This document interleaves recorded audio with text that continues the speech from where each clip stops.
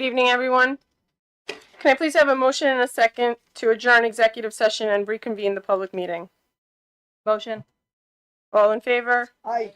Aye. Motion carries. Can we please stand for the Pledge of Allegiance, followed by a moment of silence to honor our servicemen and women? I pledge allegiance to the flag of the United States of America and to the republic for which it stands, one nation, under God, indivisible, with liberty and justice for all.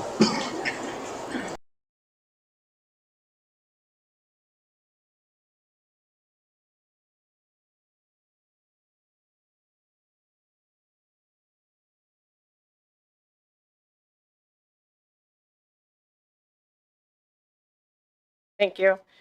Can the district clerk please call the roll? Present.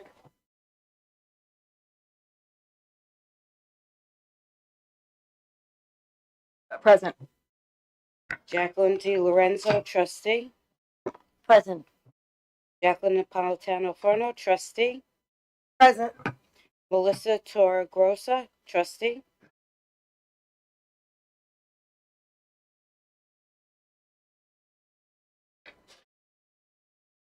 Dr. Joseph T. Centimore, superintendent. Present. Reza Kola Haifer, assistant superintendent for administration and personnel. Kathy, that was so good. Thank you for asking. You did. That's excellent. Thank you so much. That has stressed me out all day. Robert Hauser, assistant superintendent for business and operations. Present. Christina Papi, assistant superintendent for curriculum instruction. Present. Thank you. Can I please have a motion and a second to accept the minutes of the April 8, 2025 meeting? Motion. Second. All in favor? Aye. Aye. Motion carries. So now, Mr. Hauser, you will present the budget, the proposed budget for the 2025-26 school year. Yes, thank you again for this opportunity.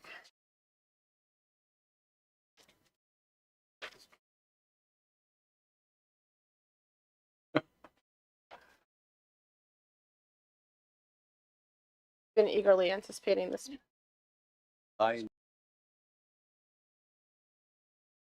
Beautiful, great job. Okay, so here we are for the 1, 2, 3, 4, 5, 6. Looks like this might be the 6th or 7th presentation for the following school year's budget.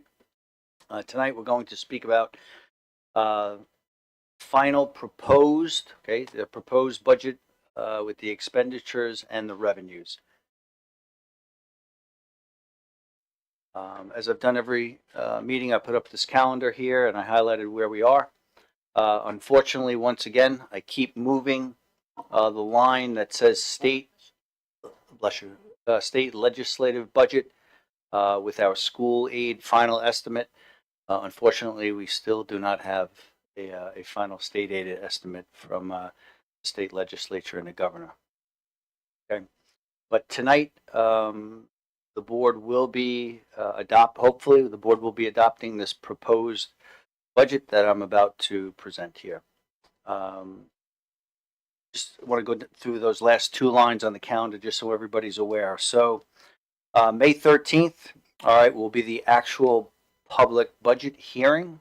All right, we'll do a final presentation. And then on May 20th will be the actual budget vote along with the school board election.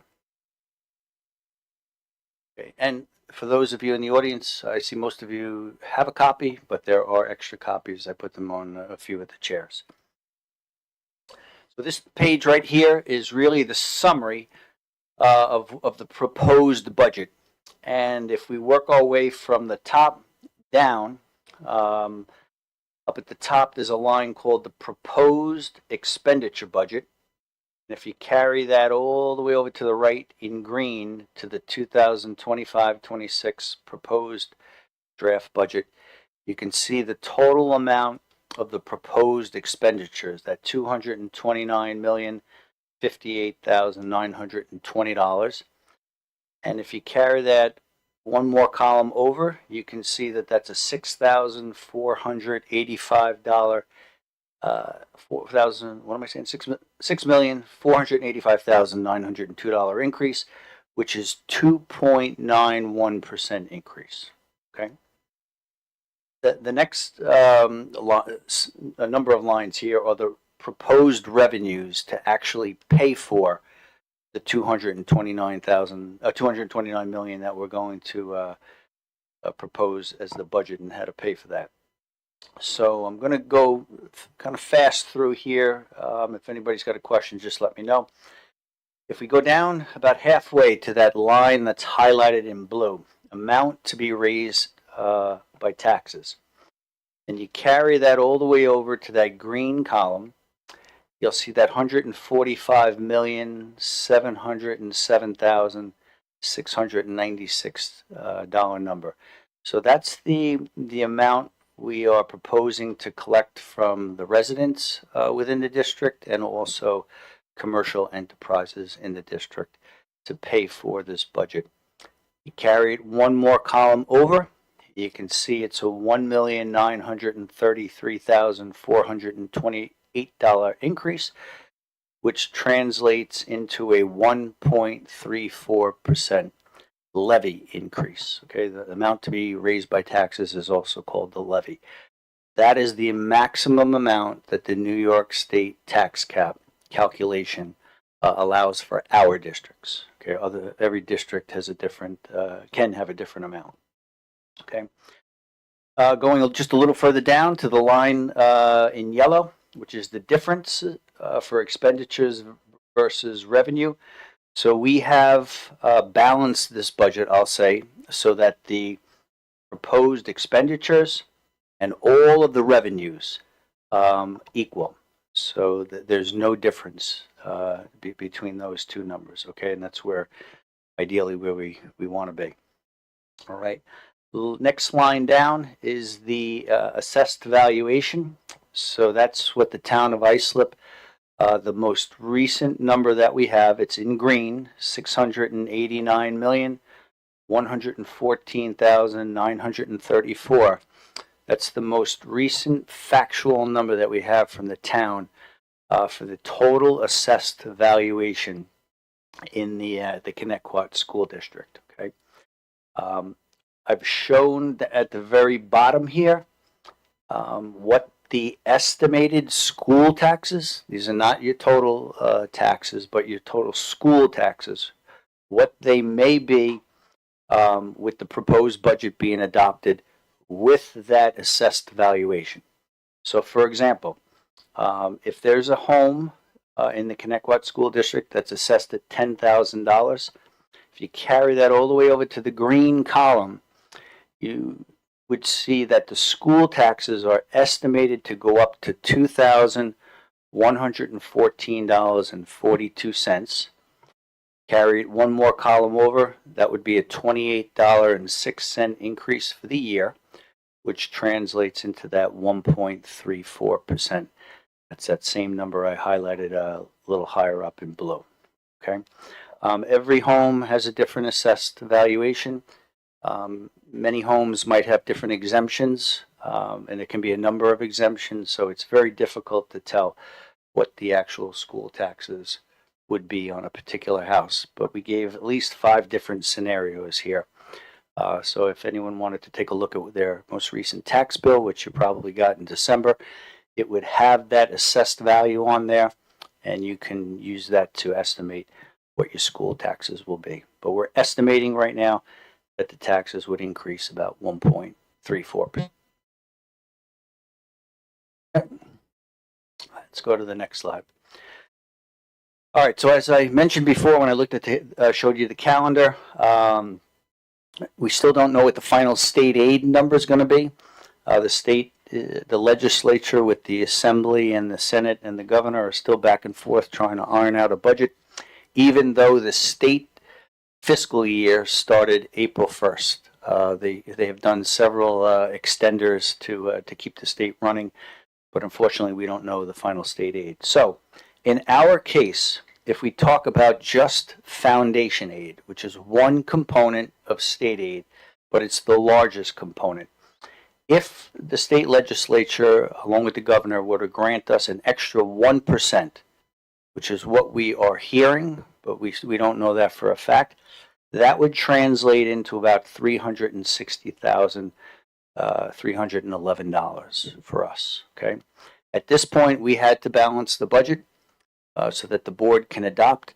So if we were to get this $360,000, this would actually help, I'll say, replenish our reserves that we're anticipating using, because we don't know if we're going to get this number or not. So, like I said, if we get it, it'll just go back towards replenishing the district's, I'll say, reserves.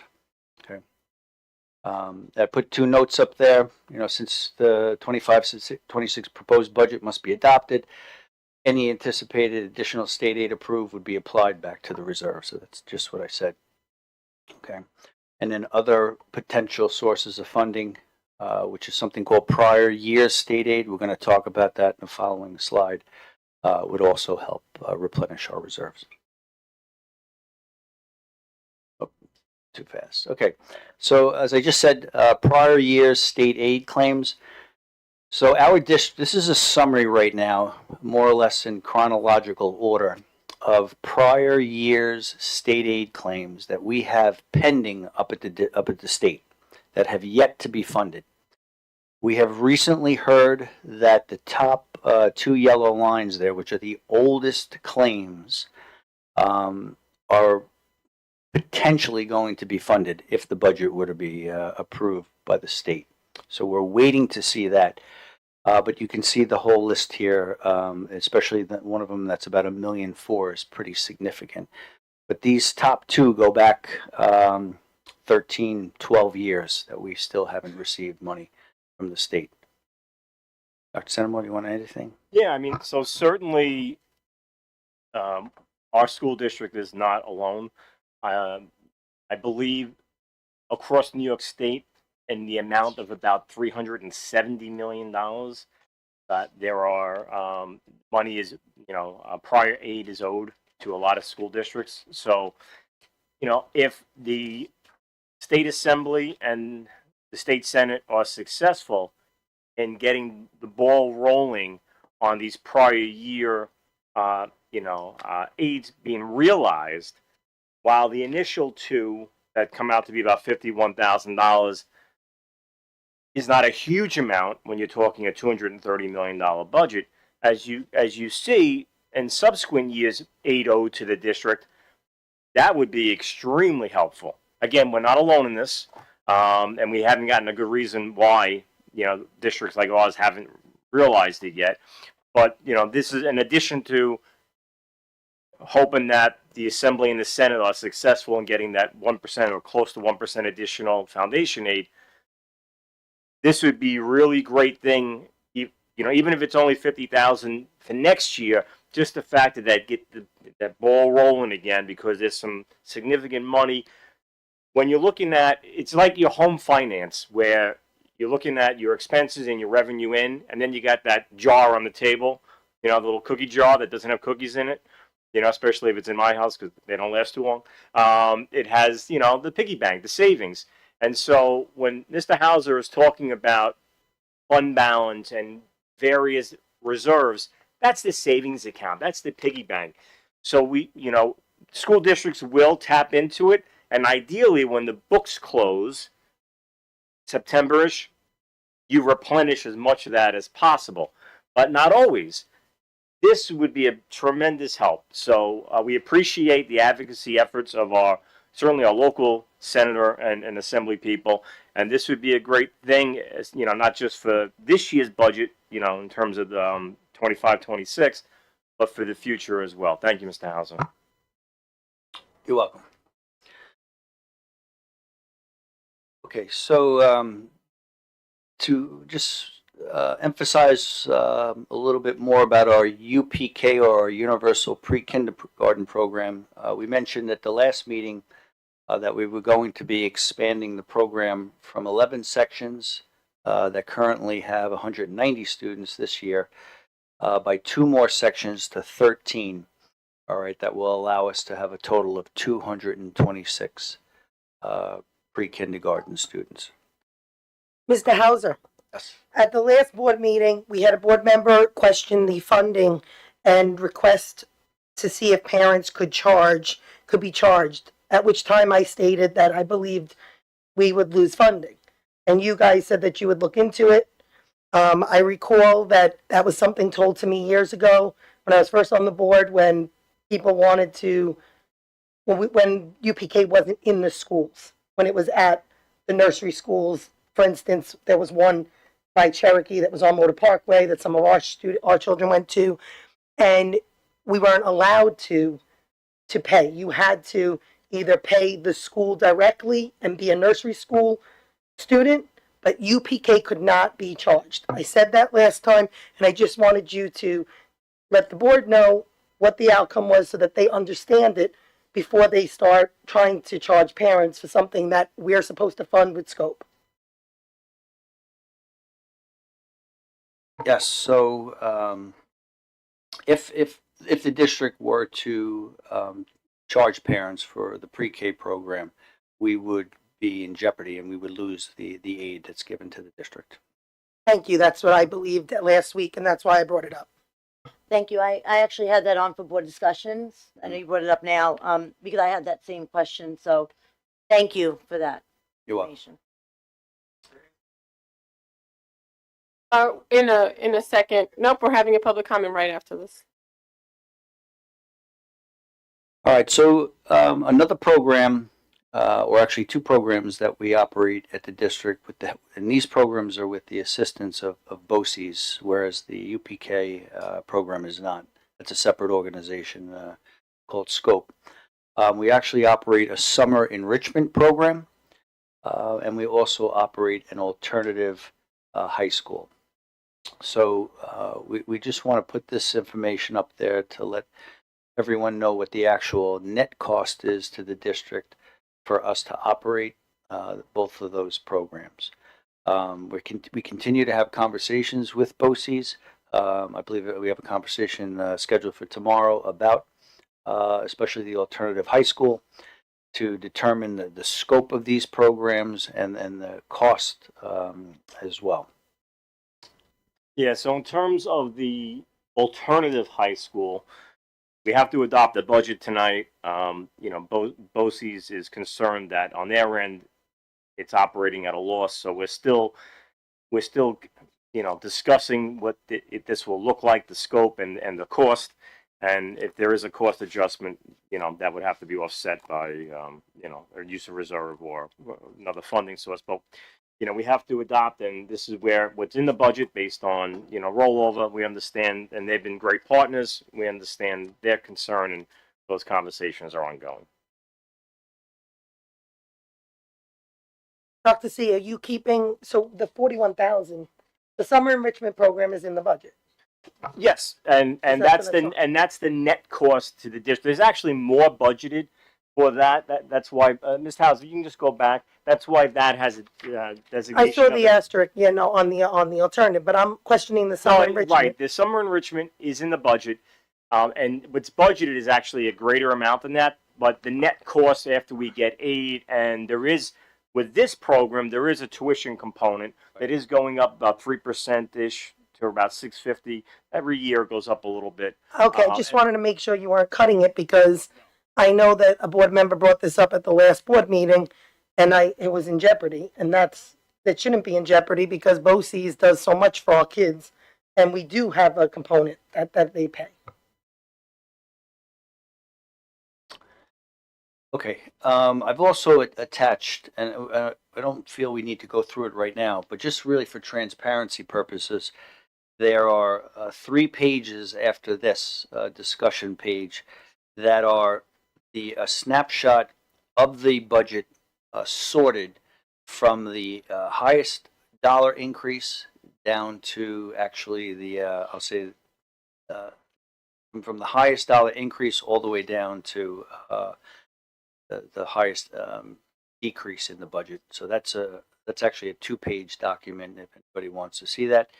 And then we've attached a number of pages that show each of our 10,000 plus line item codes and some history that's included with it, so that anyone who wants to can see exactly where each dollar that's in the proposed budget is scheduled to be spent. Can I ask you, Mr. Hauser, why the Board of Ed budget line went up so much? I noticed that we had brought that down in the past years. And I'm noticing that it went up 37.14%. Is that for the conferences and stuff? But I mean, last year it was only one of us that went. Yeah, I believe, unfortunately, I have page 11 in my bottom right-hand corner. I'm not sure if anyone can really see that. It's a little faint, but I'll put it up here.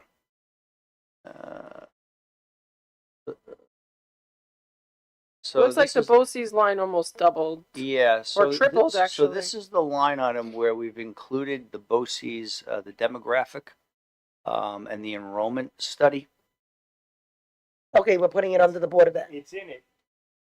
Yeah, I'm it's fine with in, that, as it's long as in the that's what it- budget development, but Right. we never had closure on that in terms of a commitment, but we do have to adopt the budget. Correct. So, So that's fine if that's where it is. I just wanted to Yeah. find Right, out. doesn't mean we have to but- spend it, but no, and that's then that where would be, it would go back to fund balance, Correct. or put in reserve. That makes, if it's that's not fine. used. Like I said, I want to Yeah. get that study done, so that's fine. I just wanted to make sure we weren't upping the Board of Ed 37.14%, No, the that's way where- it looks. That's where, and we do need final guidance, doesn't have to be tonight from, majority of the board about that, but at least it's in the budget development. What's also in the budget development under athletics, because I know this came up at, the last board meeting. We have, a wonderful, flag football team, varsity flag football team. And, we do have the numbers, and there is the ability to put a schedule together for a JV team for next year. Mm. So that is, in the budget for next year. And if anyone has a question after tonight or tomorrow, at the bottom of this screen here, I put my name and my contact information if you want to call me or email me with any questions that you might have. Is that your personal cell phone, home email, home address? I love this opportunity. Early I Sunday really do. morning breakfast sandwiches? Oh, okay. It is. It is his Anytime. personal because he lives here anyway. Thank you. Thank you, Mr. Hauser.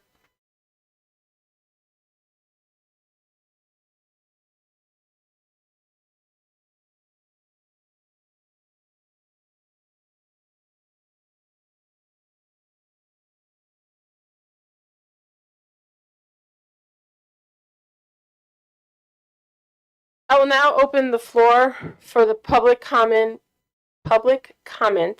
on the proposed budget. An additional public comment period will be held later in the evening.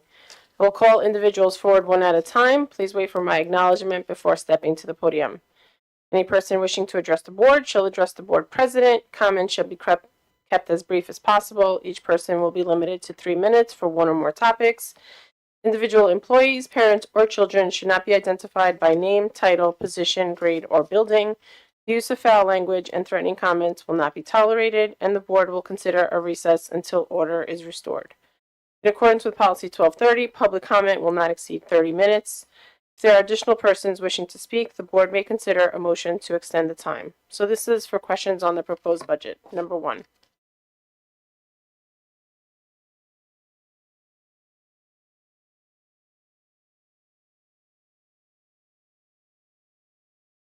Nobody? Number 2, number 1.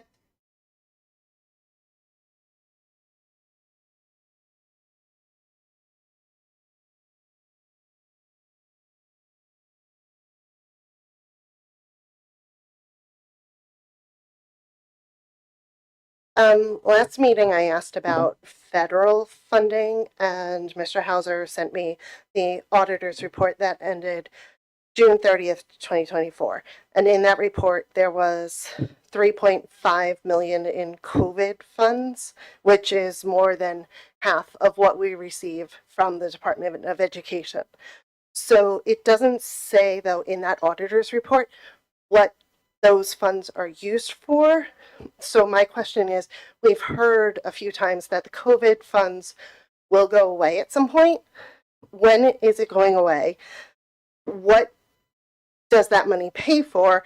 Do we have to make up for that money going away somewhere else in the budget? So I'll start and then I'll hand the baton to my colleagues. So I believe the COVID funding ended at the end of September, this past September. And so school districts had to make decisions. If they use that funding for things such as staffing and they wanted to maintain the staffing, then they had to work that into the budget development. And so that's essentially what we've done is as we've transitioned away from the COVID spending, like every other school district in the state, the COVID funding, the things that we are maintaining have been budgeted for. And the other question that I have, not related to that, but from hearing tonight, y'all have seen me come up here talk about BOCES. I love BOCES. What is the BOE BOCES study? That study, if the board decides to go in that direction, would be a population enrollment study. The board had authorized one at the time, 2018. And so it's in the budget if the board decides to authorize it. If it means more kids are able to go?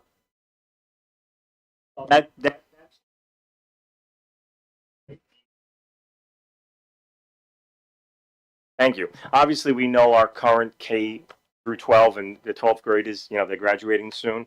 And so in terms of K through 11, we know that we migrate them forward for a year. What these studies can help is kind of that crystal ball to the future about, where our future kindergarten, numbers could be. Because obviously, as they go through 13 years, right? Yeah. Number 3.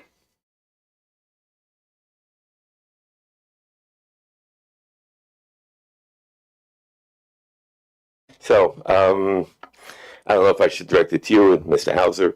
So now these, from the Greater Ronkonkoma Civic, you'd be surprised the questions we get from people about everything in the district and the area. So I've seen a lot of discussion about UPK and how people are getting their place and their time for their child. So now that we're going to open up 2 more, I'm sorry, have those people, or is it going to be that many more people who are going to be pulled out of the lottery so that their children will get a chance to go to the extra sessions of UPK? And as a follow-up, people are asking about trades. So can they find someone from Cherokee who wants to go to Idle Hour, I'm just making it up, and someone wants to go from Idle Hour to Cherokee? Are they allowed to do that swap because people are saying yes and people are saying no? Can I have Ms. Poppy? Can you help us with this? Happy to do so. So these are great questions.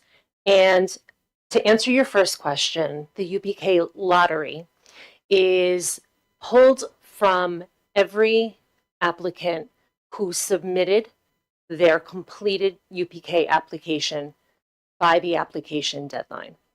So all of those numbers are pulled and everyone is assigned essentially a position in the lottery. I'm sorry not to interrupt, but I think his question was, were the other 2 sections pulled already also? So they were, I'm just getting there, right? So everybody who submitted an application, we had 271 people who submitted completed applications by the application deadline.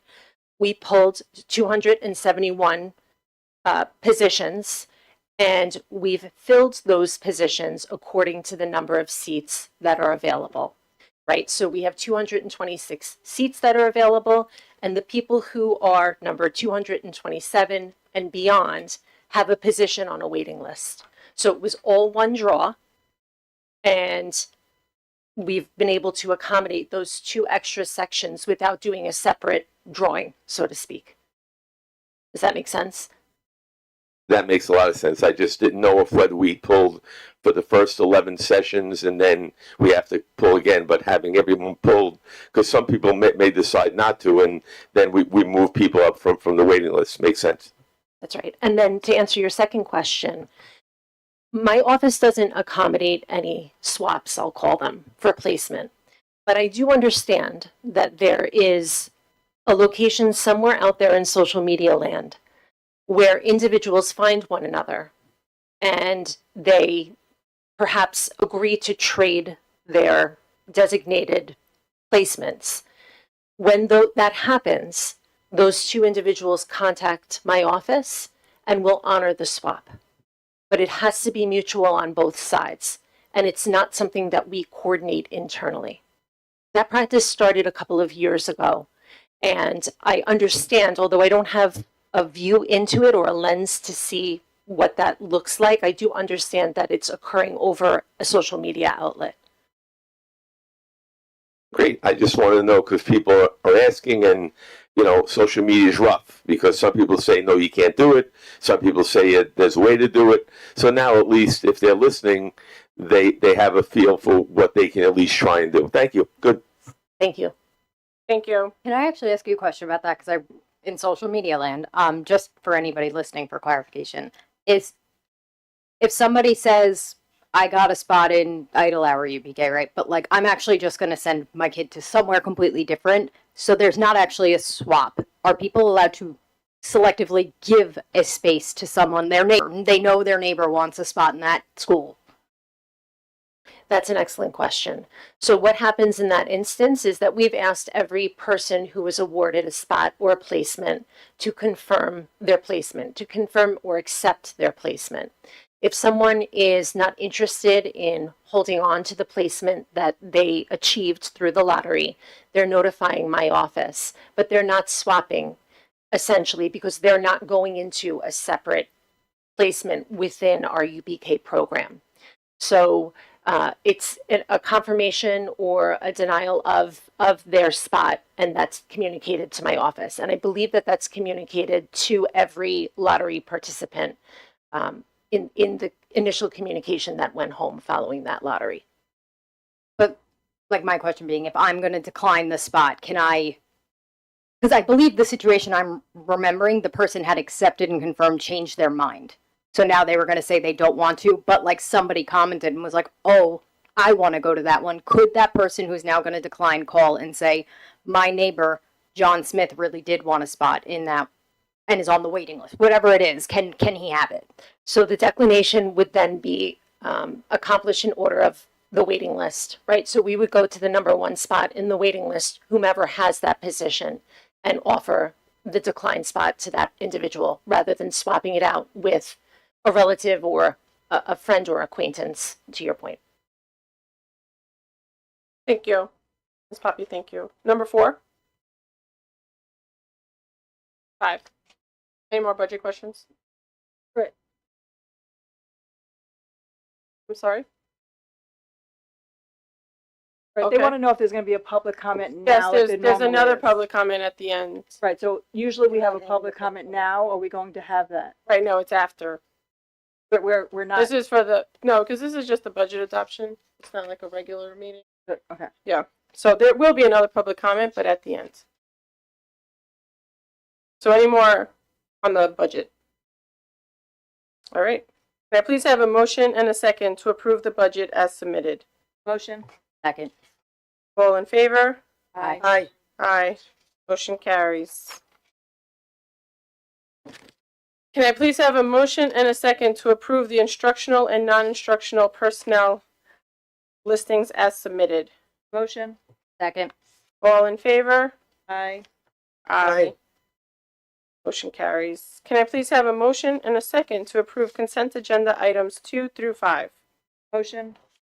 Second. Any questions? I have a question. I don't know who would be able to answer this, Mrs. Poppy or Dr. C. I'm trying to find out what happened with the senior trip. It looks like it changed, which looks very nice, but the question I have is, we have 30 adults scheduled. It says approximately 30 adults, and the admission price is $550. How are we covering those 30? Is it from fundraising? Is it from the students' money? Parents were asking me this actually through Messenger and through social media. They were questioning what the situation was with how expensive it is for some of these trips. Are we, as I'm saying, the district, giving them money? Because I didn't see it on any of the budget lines. Is the high school fundraising to cover those 30, or are the kids being charged extra money to offset that 30? And also, what was the reasoning to switching? I mean, I'm glad they did, because I heard the place that they went this year, the kids weren't happy with, which they weren't happy with it last year, but we said something last year and didn't change. I'm glad they finally changed it. But was this something, was it sent out in a survey? Did the kids get to help select this? Was this chosen by the advisors or by teachers? Was it chosen by administration? I'm just curious to know, did the kids have a say in this? I can provide a bit of information, and to answer your last question, that piece I'd have to get back to you about. So there is a change in location for this proposed trip. And according to my understanding contractually, this trip, God bless you, seems to include in the student pricing that offset of the chaperones' accommodations for the trip itself. Is it always like that? Has that always been like that? Because I feel like some of the different organizations have raised money, or we have student government, we have the seniors that when they're raising the money. I'm just trying to understand if we can make it cheaper for kids, what's a way that we can do it to offset and cover the chaperones? I can find out more information from the class advisors regarding that and share it with the board.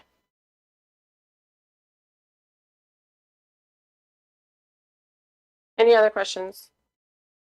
I don't have a question. I just want to make a quick comment on the Beats for Liam. I just want to put a thank you out there to the family that does this, because it's an incredible program that we have. So just from, myself, I'll speak for myself. Thank you for doing that. And I'm very happy to see that we are doing it again this year. So thank you for that. Each year it saves. Every year they have kids that a few years ago I brought my daughter. It was an excellent program. It actually does a baseline for so many kids. So if anybody hasn't done it before, they are so generous. There are so many slots. If you can get in there, it does give you a baseline for your child, especially for those that are playing sports and may need it. And they do it absolutely free. And they're really a spectacular family. Their generosity is much appreciated.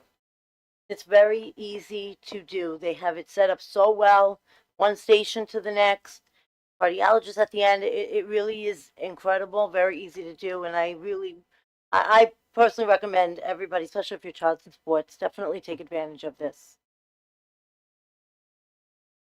I agree.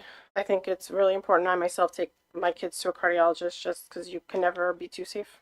All in favor? Aye. Right. Aye. Motion carries. So can I actually get a motion and a second from the board to move public comment to before our discussion items? Motion. It's actually after. so we Second. could just- All in favor? Aye. Aye. All right, I will now open the floor for the public comment portion of the agenda. I will call individuals forward one at a time. Please wait for my acknowledgement before stepping up to the podium. Any person wishing to address the board shall address the board president. Comments should be kept as brief as possible. Each person will be limited to 3 minutes for one or more topics. Individual employees, parents, or children should not be identified by name, title, position, grade, or building. The use of foul language and threatening comments will not be tolerated, and the board will consider a recess until order is restored. In accordance with policy 1230, public comment will not exceed 30 minutes. If there are additional persons wishing to speak, the board may consider a motion to extend the time. Number 1.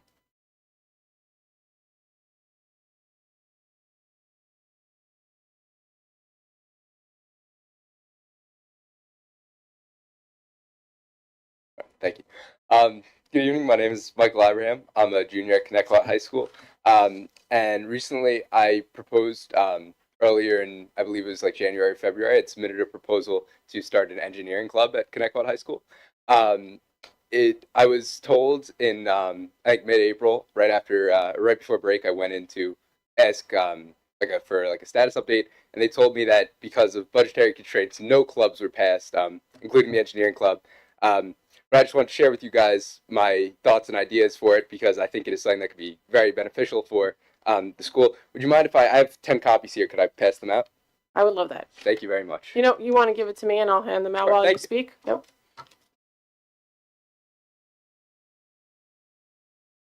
Maybe we could just put, oh, thank Thank you very much.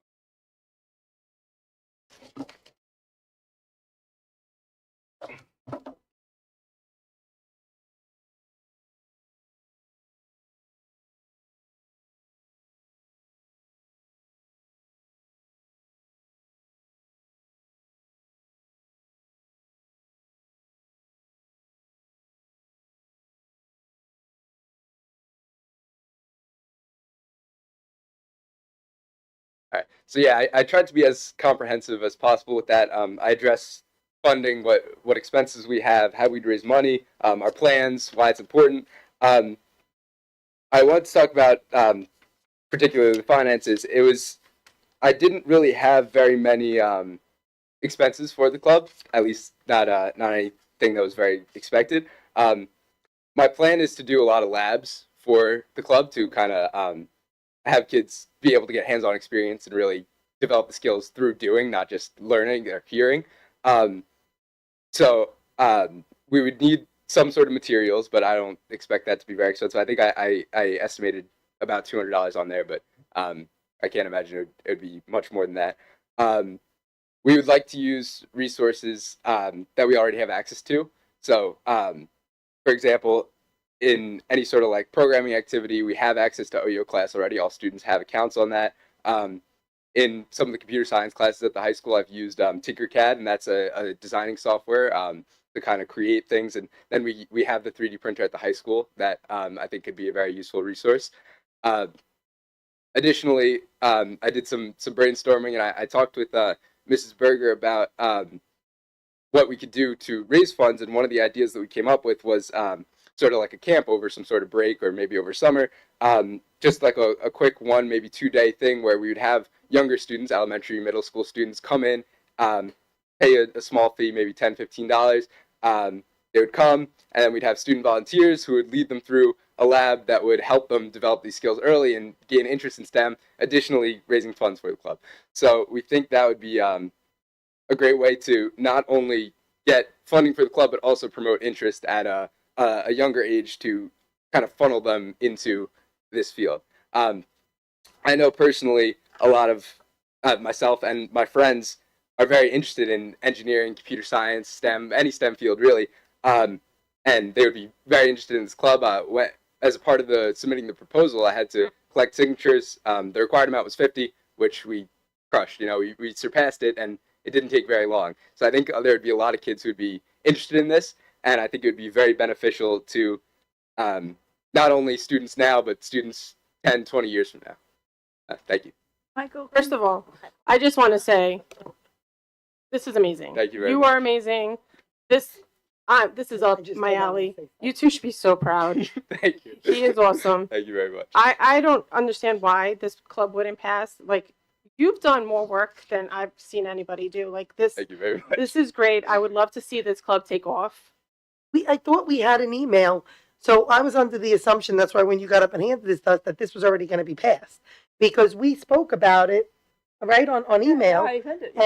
and we were very much for it. Yeah. So is there a reason why we can't? Well, before that answer, I just want Michael to speak really quick about the internship component, because that's an amazing component. So if you could speak about that really Yeah, quick. I forgot to mention. So through Mrs. Rapone at the high school, she's the career advisor. She has helped organize many job shadows at different engineering firms, and I've gone on a couple of these.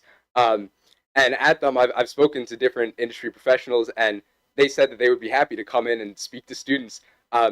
And through this, you know, students would be able to network and maybe potentially through college get an internship with people that they've met at these events. And maybe even land a job when they're out of college and when they're in this industry. So I think it opens up the world to kids, not only to see what the job is like from the perspective of somebody who actually does it, but also allow them to talk to these people and meet them and not just be, out on their own when they're in the field. We're seeing such an uptick also in students going to college for engineering, mechanical engineering. It's a great career. So really, I had brought up at one of the other meetings in April, I know you backed me on this one, where we had a list of all the clubs.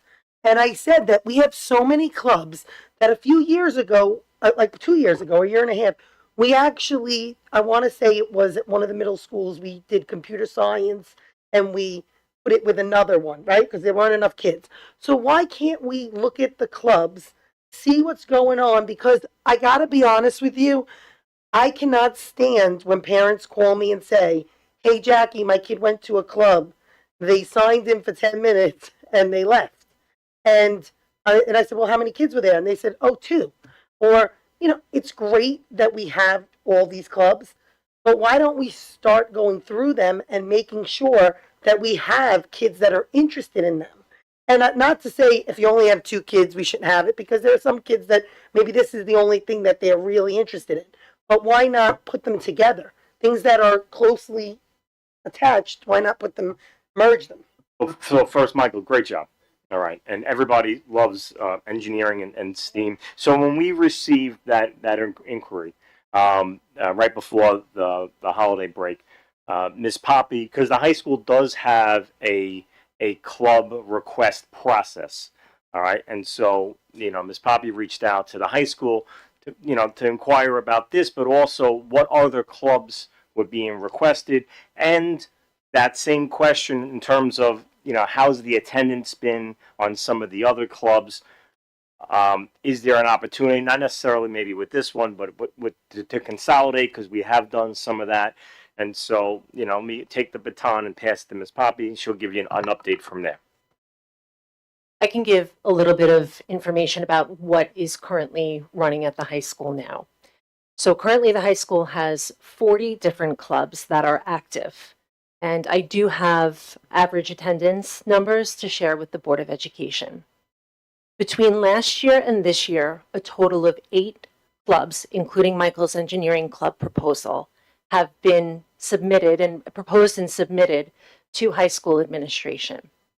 But because we haven't added clubs to that 40 number, the way that clubs have essentially been engendered over the years is that one club dissolves and a new club takes its place, right? So we're essentially in that holding pattern because the clubs on paper, I can't speak to what happens during specific meetings, but on paper, the attendance numbers are such that administration feels that they should be able to continue to run, right? It does not mean, however, that opportunity to consolidate and to combine doesn't exist. But to give you an idea, last year 5 clubs were proposed and we didn't onboard any of them. This year we've had 3 proposals submitted with that completed application process.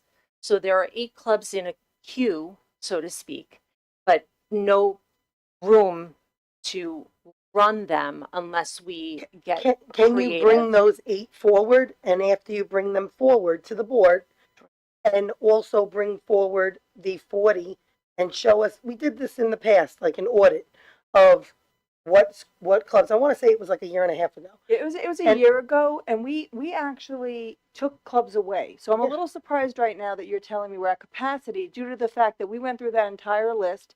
There was many clubs that there was not attendance. There was clubs that we got rid of. So I'm a little surprised we still have 40 clubs existing when we went through the list and got rid of them. I also am a little shocked that, again, Michael had so many people on his list eager to be in this club. that why as a district we wouldn't want to entertain, especially the uptick in the engineering and many kids going to college for that. He's done a lot of homework.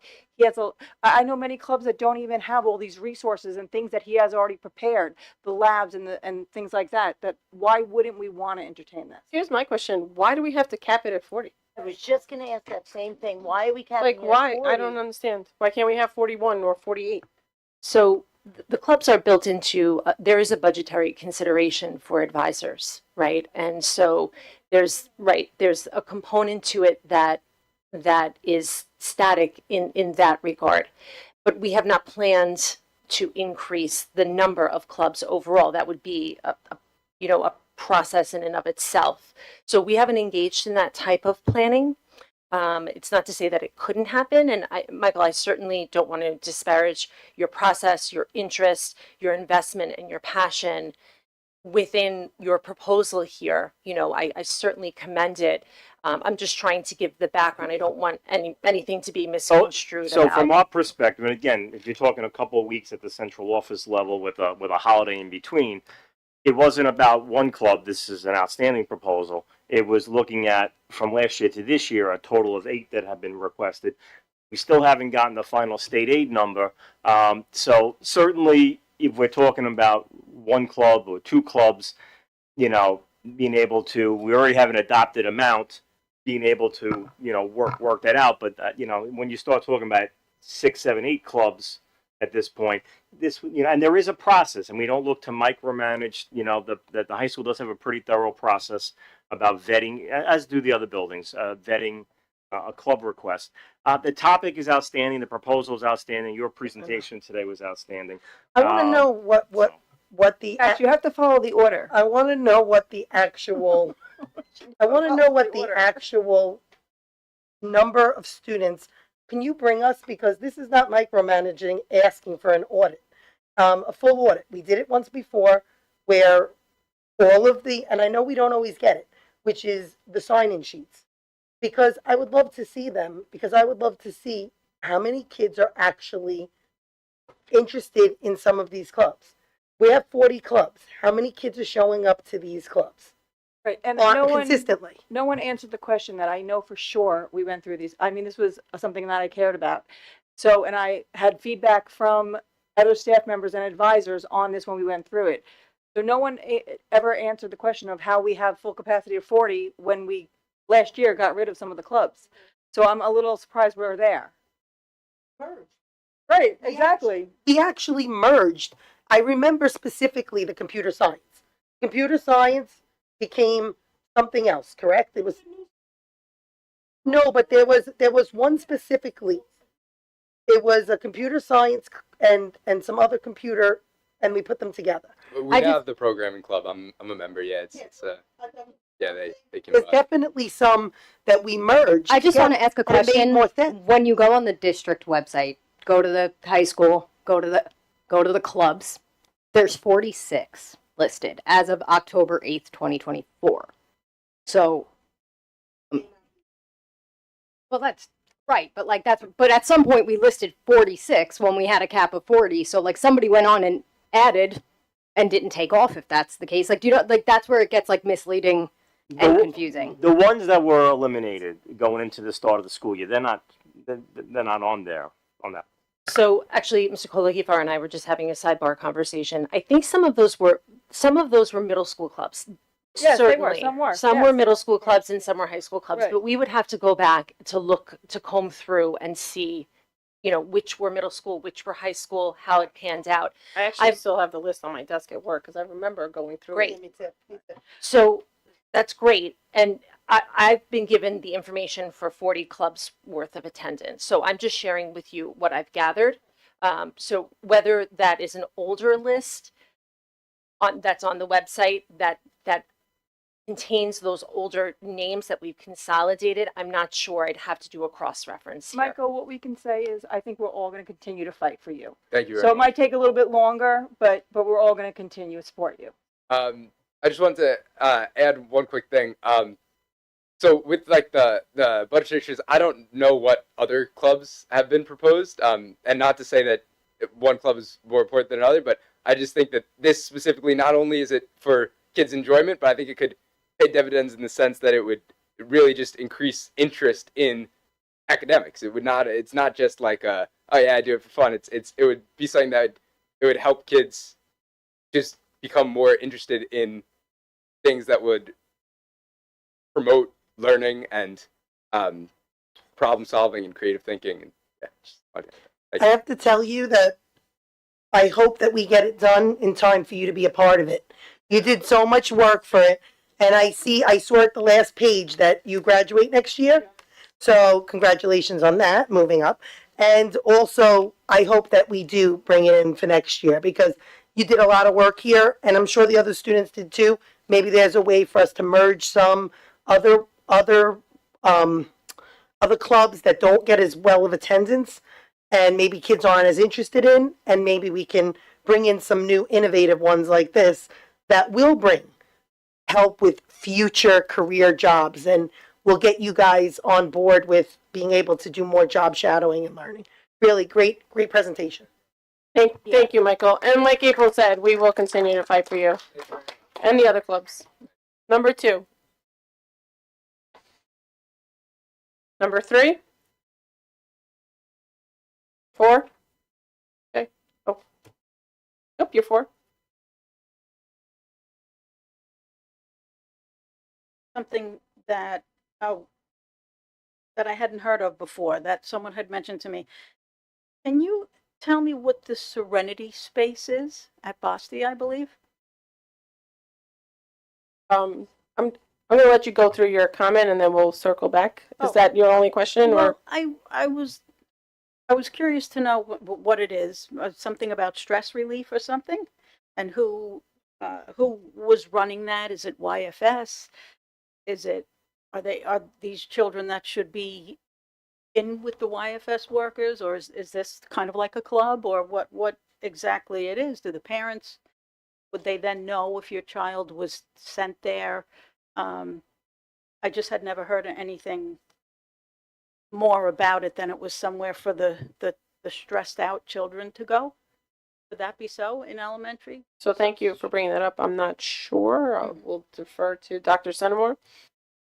So Bosse does have a space that is called the Serenity Room, Serenity Space, and the principal working through her shared decision-making team earlier this year, and with feedback from social workers, behavior specialists, teachers, psychologists, look to create a space where, mostly for the grades like 2 through 5, not kindergarten or first, if any, students were kind of identified as having anxiety, formally or informally, kind of give them an opportunity to utilize the space for a couple of minutes. But there are protocols, there's structure, and in terms of that mental health component, that input has been there as well. And so who's in there? Who's in there with them? One of the mental health professionals, or should they be with a mental health professional? Not necessarily. I mean, there does need to be supervision. So it could be an aide or a teaching assistant. So it's just something to kind of walk away from what's stressing them, or it's not somewhere to go for help then? That would be it's more of an opportunity to decompress a little bit. It is time, Deirdre. It is. It's time for 5 minutes. Right. You can't have more than 5 minutes. I thought you meant my time. Not you. No. Right. No. Yours is time too. You can't have more than 3 minutes. No, I'm just kidding. We did look into this, and I know other people had asked questions, so that's why. Actually, I'm just learning of this. I'm just hearing of it. Is this being piloted at Boston, and it's going to be brought into the other elementary schools, or just the elementary school kids at Boston can get it? This was done through their shared decision-making team. So this is a Boston, initiative. Some schools may have something similar, Doesn't Boston have? Boston also has, though, some of the more extreme cases of special needs and special education. So there is a reason that they do have. It's like mindfulness was what I was told. It's kind of like a mindfulness room for little. It's a great it was a great feature and add on for that school, especially for some of the behavioral issues. I mean, I Just support to it. kind of walk away then. It's like at the high school how we have the mindfulness room. It's nice to see it being done in an elementary setting where it could be very useful, especially for students who have anxiety, have maybe a 504, have a behavioral issue momentarily. You know, there are kids who just need a breather, and it Right. can't always be one teacher taking care of all them. Right. It's nice to have that option. Right. So Mike, I'm sorry. No, I would just like to, I think this is like a learning moment for us again too, of just, there was a opportunity for an educational component here that didn't exist. It was like, look at the serenity space that we got. And like, I just think we need to do a little bit better at explaining like why it matters. You know what I mean? Like the pictures made it look so great. There was like student statements in it and it was like, cool, why? And like, I don't even think it mentioned the 5-minute time limit. Like, so it just kind of read as if it was like, because even I was like, I understand the benefit, especially maybe like sensory overload. Like I need a quiet 5. Like I've said the words, I need a quiet 5 before, but I think if we were to do a better job at being like, here's what we found, here's what we think, here's why it matters, and here's the pictures and the student statements, it doesn't seem so out of nowhere. It was kind of just like, hey, look what's at Basti. And I saw a lot of mixed reactions of like, this looks cool, I think, but like, why? So learning moment maybe of just doing a good job of adding the educational piece. I agree with you, Shouldn't Melissa, there and be I somebody actually said professional that. in there then, if there's children that are that uptight that need to get out for 5? I kind of think it's a nice option, especially with having kids that, like I said, that have anxiety, and they're the younger kids and the behavioral, and I supported it. I don't disagree.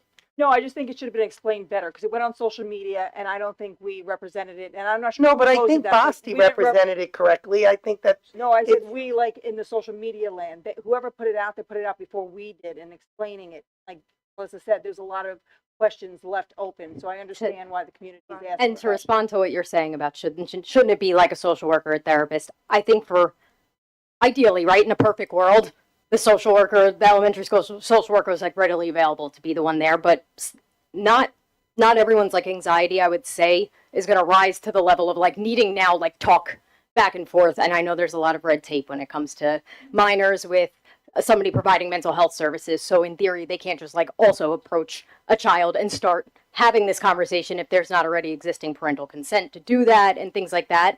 I think as long as everybody is properly trained in recognizing a lot of signs of things, it doesn't have to be a mental health professional for if it's 5 minutes. But like I said, in a dream world, we would have one readily waiting for a crisis. But it sounds to me like an opportunity to allow these children to practice the skills that they've learned to calm down because you're not always going to have the therapist, you're not always going to have the counselor like right there. So if they are getting taught how to do breathing, if they're getting taught how to do these things, it is an opportunity as long as it's monitored and they can't just walk in and like nobody knows that they're there. Because then the parents would have to be made aware too that your child was out of sorts and had to attend. I kind of disagree that I feel like it needs to be, and people need to understand that we're talking about elementary ed students, and that not every student that needs to decompress or take a breather needs to have mental health services. Some children actually do better with who they're comfortable with, and they could be comfortable with an aide. They could be comfortable with their principal. They could be most comfortable with their teacher, whomever they're most comfortable with. I've seen kids that sometimes break down and they want their aide before they want anyone. We have fabulous YFS workers. I've said this for years. The social workers have been incredible. We've added social workers over the years. But at the same token, they can't be everywhere all the time. And I do think that they do a great job of training all of our staff to be able to help students decompress. And that's really, these are young children. These are not kids that are like, we're not talking about, I'm not going to compare like a secondary level student to an elementary student where, you know, they're looking to decompress these little guys. Right. Okay. Thank you for All right, bringing thank it up you. to us. Thanks. Is there anybody else? I don't go through the whole numbers. Come on up.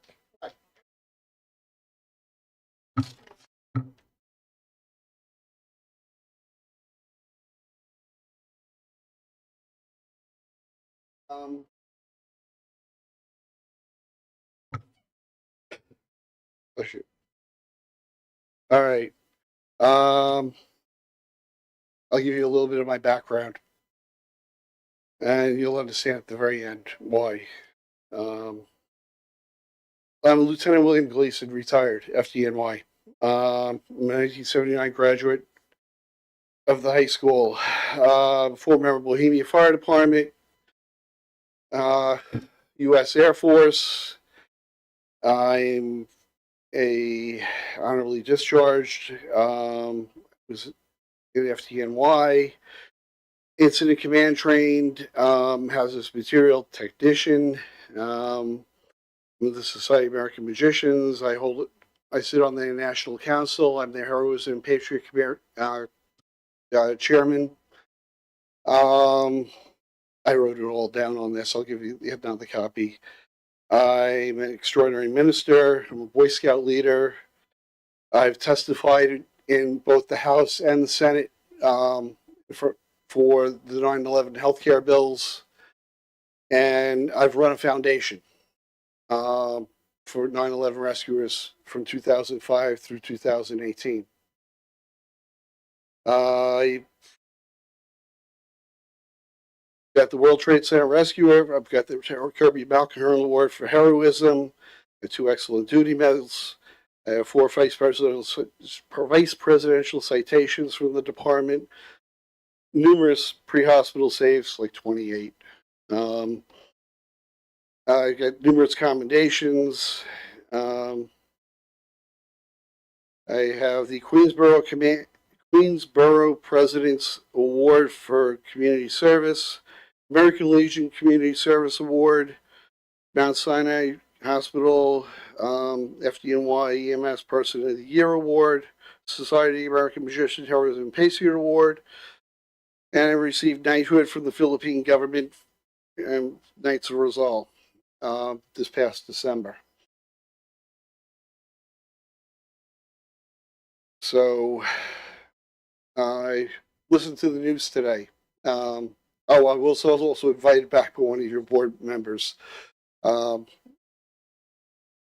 all students shall feel welcome and supported. This was the voiced state opinion from the New York State Department of Education in the news today in response to President Trump's comment that he's going to support the Massapequa School District with their chiefs.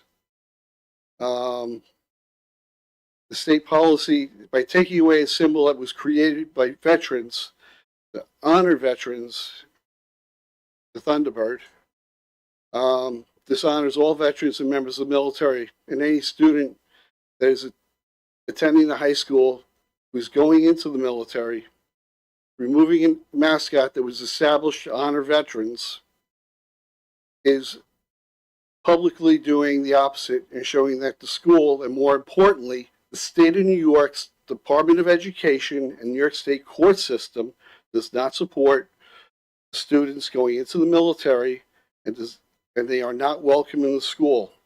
In addition, dishonoring the service of all graduates who are and who have served in the military. The Thunderbird was established by veterans when they were looking for a mascot.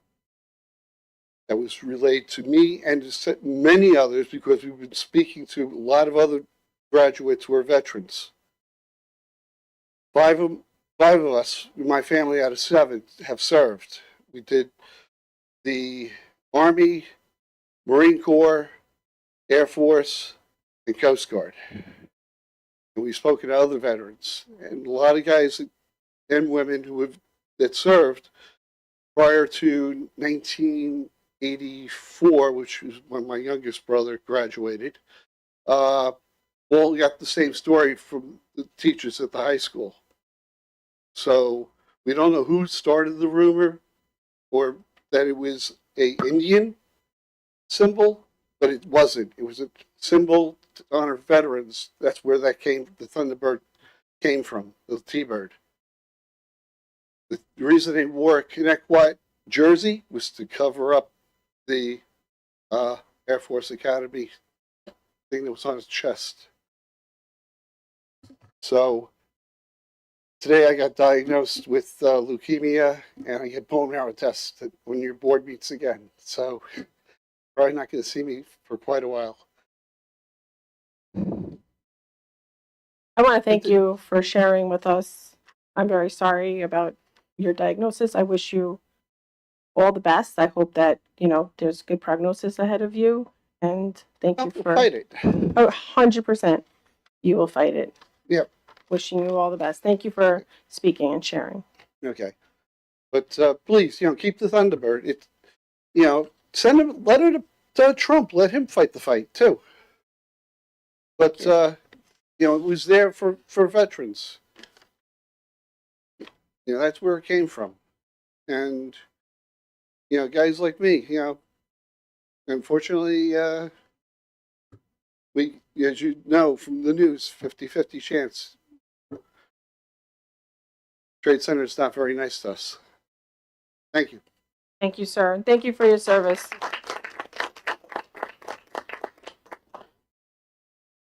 Anyone else? All right, we're moving on to discussion items. We have student IDs. Not sure whose that is. Oh, thank you. Nobody wanted student IDs? All right, marching band students? So I just wanted to bring that up because I had thought after last year's discussion, and like I said, I knew that some of the football players who were in the marching band were able to play the sports too. I didn't realize it was still mandatory. And I would like to advocate that it shouldn't be mandatory because that is unfair that the kids don't have the choice to join other sports, because football, as was pointed out, they can come right onto the field. But if you're in soccer, volleyball, any of the other ones, it's much harder for them to be in marching band and actually be part of a sport or another club. I support you on that one.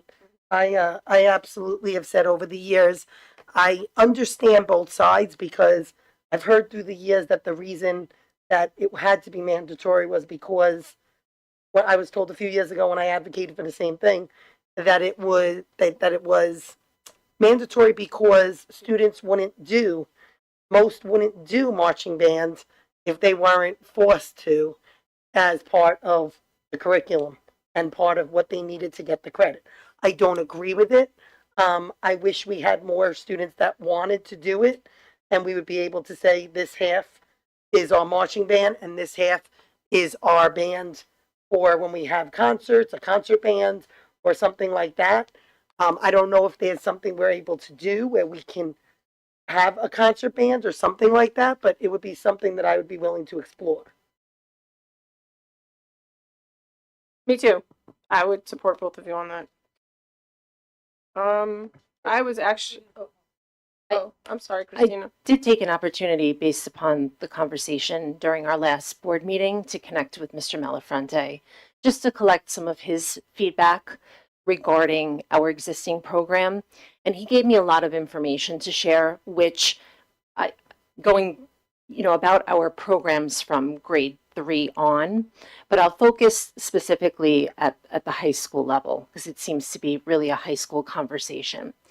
So I'll start by saying and acknowledging that our high school band directors are very flexible, from what I understand, in terms of striking a balance for our student athletes who have practice, who have competitions. And about 60% of our marching band members are also participating on sports teams, right? So that's the figure that he provided.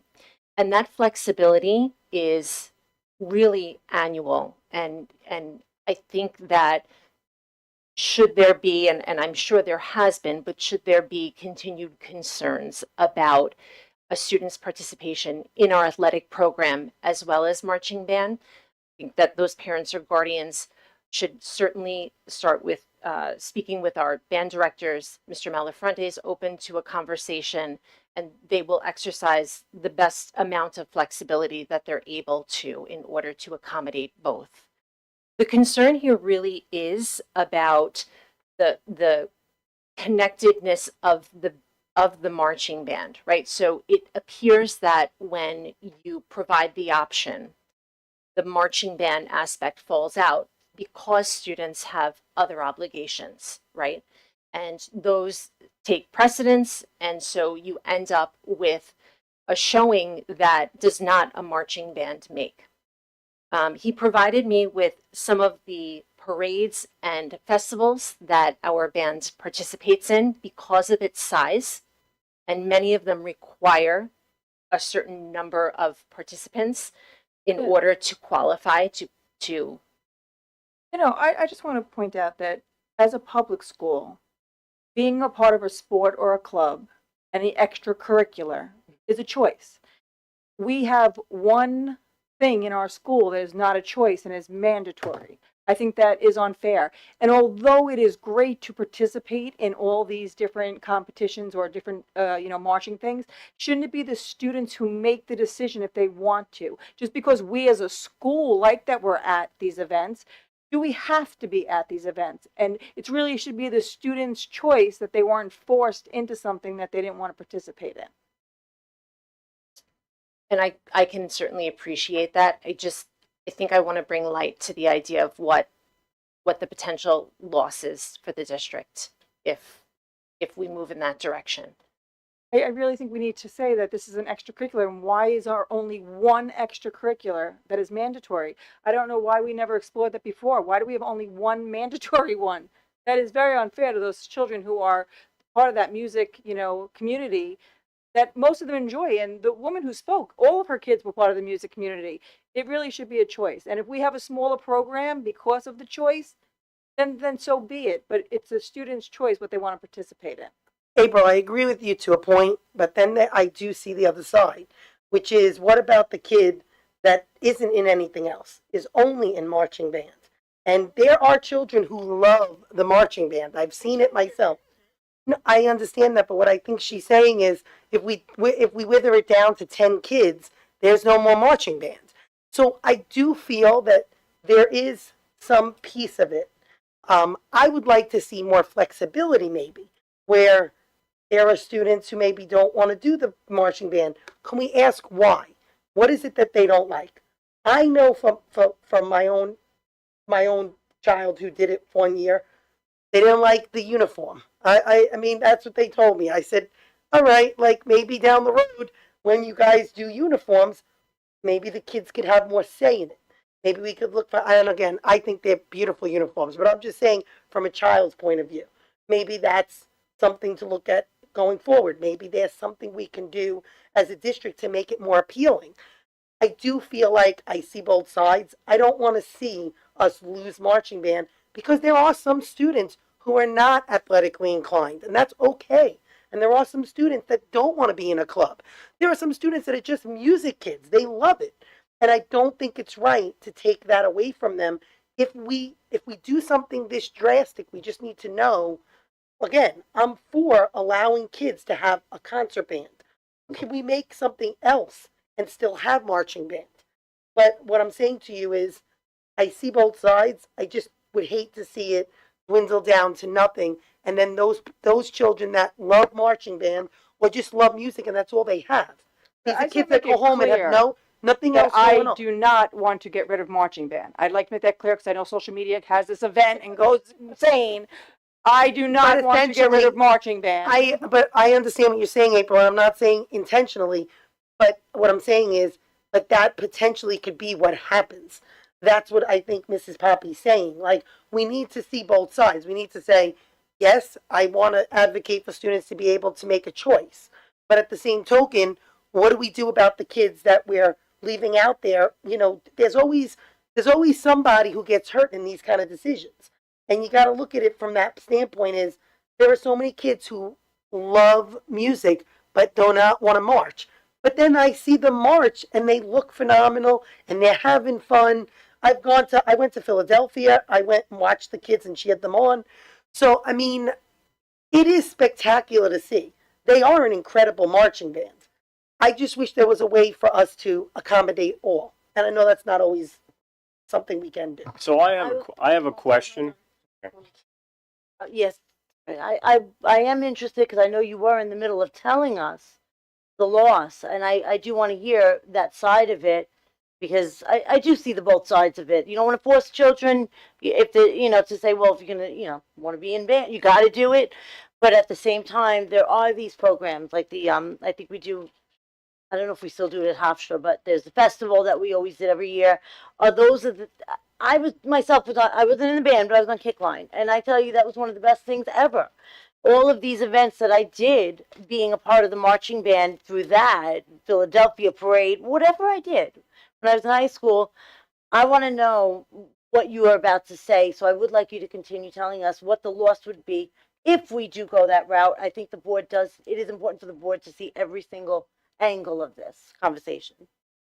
I sure can. So I have a list of additional events that the marching band participates in. So we know that the marching band performs at all of our home football games, the Newsday Marching Band Festival, our community homecoming, Memorial Day, and St. Patrick's Day parades, and has traveled to other states to participate in national parades and events in Washington, D.C., Philadelphia, Florida, New Jersey, Virginia, to name a few. There's no additional, the other piece of this is that there isn't an additional time commitment during the week to participate in marching band aside from those Friday night football games. Because the practice takes place during the school day, it helps accommodate our students' differing schedules. And again, Mr. Malafronte indicates that over 60% of the students in band also participate in a sport throughout the school year. He speaks a lot in his notes here about the intangibles for a marching band. It builds school spirit, community through pep band at basketball and football games, pep rallies, parades, other community events. It strengthens discipline and work ethic by focusing on time management, perseverance, dedication. Students in marching band take on leadership roles and helps the student experience in managing their peers, conflict, and performance under pressure. The marching band is one of the few programs that brings together students of all skills and grade levels and fosters a community of inclusion, family, and respect. Our numbers for the marching band have been pretty consistent through the years and compare similarly to our other performing ensemble groups. In speaking with other local school districts, because I did ask Mr. Malafronte to kind of go out and find out what other experiences have been. Many of the successful programs include marching band as part of their band curriculum like we do, right? So we're talking about the potential loss of parades, pep rallies, performances for our athletes, opportunities for our district to participate in nationally recognized parades, and overall, he cites a potential loss of school spirit. It's all potential, of course. We're talking in hypothetical terms here. He did note that for the districts with large performing bands that we see at Newsday Marching Band Festival, like Northport, Comac, Farmingdale, Central Islip, marching band is a mandatory component of their curriculum, and it's part of their band curriculum. Some neighboring districts that have made it voluntary have lost their marching programs, and he does cite a couple of neighboring districts like Islip and Bayport Blue Point. So he did kind of go out and do a little bit of research just to give the full perspective here. And I certainly appreciate and understand the advocacy and wanting both sides to the coin, but I think it's important to highlight these pieces. And I'm speaking in part for Mr. Malafronte, but I know that there is a sincere dedication to preserving this program as it is currently playing out. That's my whole fear, because like I said, I've gone to see them at the news. I've seen them at Newsday. I've seen them in Philadelphia. I saw them when they went to, I believe it was Hershey Park. That was about 3 years ago. They did a Hershey Park where we saw them at the school march, and then all the kids got to go on a big trip to Hershey Park. I mean, people have to remember one thing about marching band. If you're in marching band, you go on great trips. They're going on a great trip. I believe it's next week. Isn't it next week? They go on a great trip. I mean, so they do competitions and they have trips and they have bonding there. There is something to be said for the program. I feel bad for the kids, and I understand April's advocacy, and I support advocating for students who don't want to be in marching band but still want to be part of the band. I'm hoping that we can find a happy medium. Is there a way to have children take a band class? Maybe we can look into a band class that is more of an elective. So to be in marching band, you get your music credit, but maybe there's a band class we can have so that kids can still feel like they're in band. And then maybe that class can also be part of the concert. The way we used to have the guitars come in, and they had a class, and they did a little concert. And that was just a class.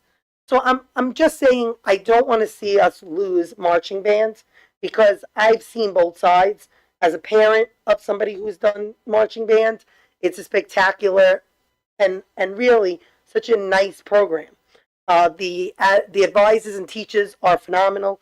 Like I said, they take these kids on trips, and we see other trips where we can't get any chaperones. But for the band trips, we got chaperones, we got everything, and they are so enthusiastic. They go on the buses with the kids. They have so much fun. Like, I would hate to see those kids lose out because we didn't have enough kids to now compete. So I see both sides. And I wanted to just thank you for the information. Thank you to Mr. Malfante for, looking into it and gathering all of that data for us. Thank you. So I certainly need to chime in because I feel like our music and arts program is premier, marching band is premier, and I worry, while I understand choice, I worry about the potential negative impact. So the question I was just raising is, over the years, have we had a lot of concern brought to the district? I'm not really aware in my 2 years about, are there large numbers of concerns? Dr. C, the history of Connecticut, and I kind of tried to say this to you, I think, in the back of one of the concerts, where I said that I feel like, so the kids start out in elementary school and they're so enthusiastic and there's so many of them. Then you go to middle school and you lose a whole lot of kids. But okay, it's because they want to do sports, they have a lot of other opportunities, and it's a commitment. But I did say to you that I was concerned, why are we losing so many kids when we get to like 8th grade? Why is it that 6th grade, the kids will still do it, but then they get to, and I get it, and then they go into sports, 7th grade, okay.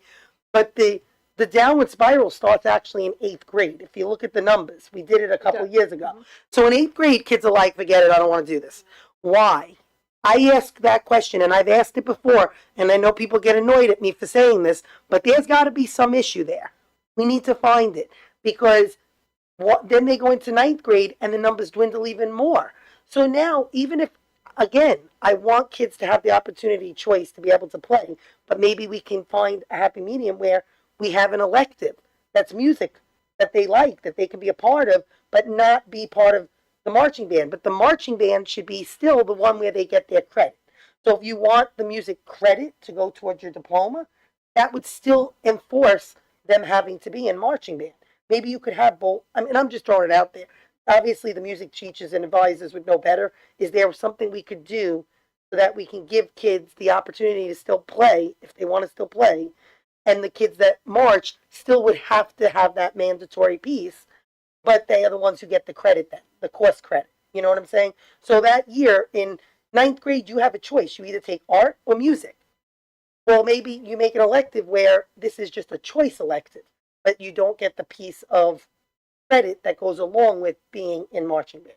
Yeah, I don't know if I agree with that. I do agree with the part that in 8th grade you lose, and in 9th grade you lose a lot because they don't want to be in the marching band.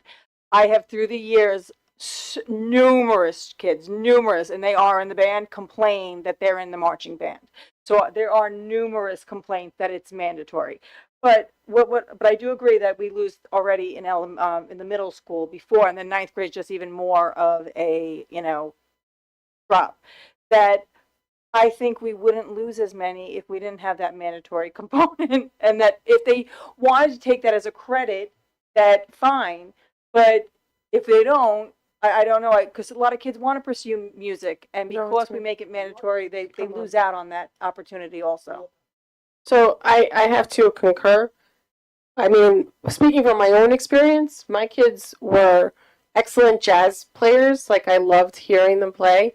And they dropped when they went to the high school because, Mom, I'm not doing marching band. So you do lose a lot of numbers once those kids go into the high school because it's a choice. And they'd rather not play the instrument than join marching band. But what do we do? See that now this is be devil's advocate. What do you do for the students that this is their only extracurricular and they love it? Well, I'm And we not saying to have do away. those. I agree have that there those. should be the flexibility. I do. If my kid was like, oh, you know what, you could still do your sport and march, we will figure it out a way. We'll work with the schedule. I don't know, some flexibility somewhere with the students. I'd be all for that. But what I'm saying is, if I understand the piece that if you make it where it's not mandatory, you do jeopardize having a band at all, because the point is what they're trying to tell you is other districts have done this. We need to learn from them as well, that if we did that. Did you hear me? I didn't say not to make it mandatory. I said to have more flexibility. Like, I would appreciate that flexibility to be there so that kids wouldn't have to make that hard choice. Like, you're either in or you're not in. But I thought they were pretty flexible. I mean, again, I had a child that was actually in marching band, and they were very flexible. I mean, the advisors were great. Where okay, you have a tennis match, you can't go to marching band. Come after. You have honor society. Come after. Like that. I don't want to say that we're saying things that we probably don't even have the right information. So we should, if we want to get that, we can ask and get the information. But I don't want to say that they don't have flexibility, because I've seen many students who run from off the field to go play a sport and come back. I've seen kids who literally go on the bus to go play tennis, whether it's varsity or JV. They come back, and that night they're playing at the football game. I'd like to know if the middle school advisors, when they go to the guidance counselors and they're deciding their schedule, is it offered to them then that if you join, first off, marching band is mandatory, because I'm not sure if we're even telling these students that until they get there. Also, that even though it's mandatory, there is a lot of flexibility. Are we educating these 8th graders in knowing that if they make this choice, don't worry, if you miss 10 of them because you have a soccer game, a volleyball game, it's okay. You come to what you can come to. Are we actually educating the students in the guidance counselor's office in that 8th? It's actually in the book. It's in the no, but the book that they give us that has the actual course selection. I believe it says under there. It says on the bottom, mandatory participation in. Telling them that it's flexible before they make that choice? Are we telling them ahead of time, don't worry about it, it's flexible? Because many students have told me personally that when they've gone to that first meeting, that it is mandatory and it doesn't sound as flexible. So that's why I'm trying to ask if we're actually speaking about how flexible it is, or are we giving a different impression? I can certainly do some research in that direction. I know that Mr. Malafronte and the high school teachers do go to the middle schools to talk through the program and the different ensembles that are available to students and the different types of experiences that are available to students. And I'm wondering whether that's also an opportunity where, we can speak to children themselves about, managing different activities and having that level of participation against what's required in writing. So I can go ahead and follow up on those pieces as well, for sure. That'd be greatly appreciated. Thank you, Ms. Poppy. So I was asked by the student government rep if I would share with the community. On May 4th is Connectquod's mental health run at the high school, organized by Ms. Necken and the Connectquod High School students. I have flyers up here for anybody that would like to see. I'm sure it's on the website. There will be vendors there where you can go and see their tables. There will be free giveaways, refreshments, and there's actually, so this is a fun event. I've done it 1 or 2 years because I was away one of the other years, but this is a great event. So May 4th, 8 a.m., Connecticut High School. Register. All right, thank you. And now we have the mascot, Miss Napolitano Ferno. So I want to address that President Trump got involved in helping one of our neighboring Massapequa.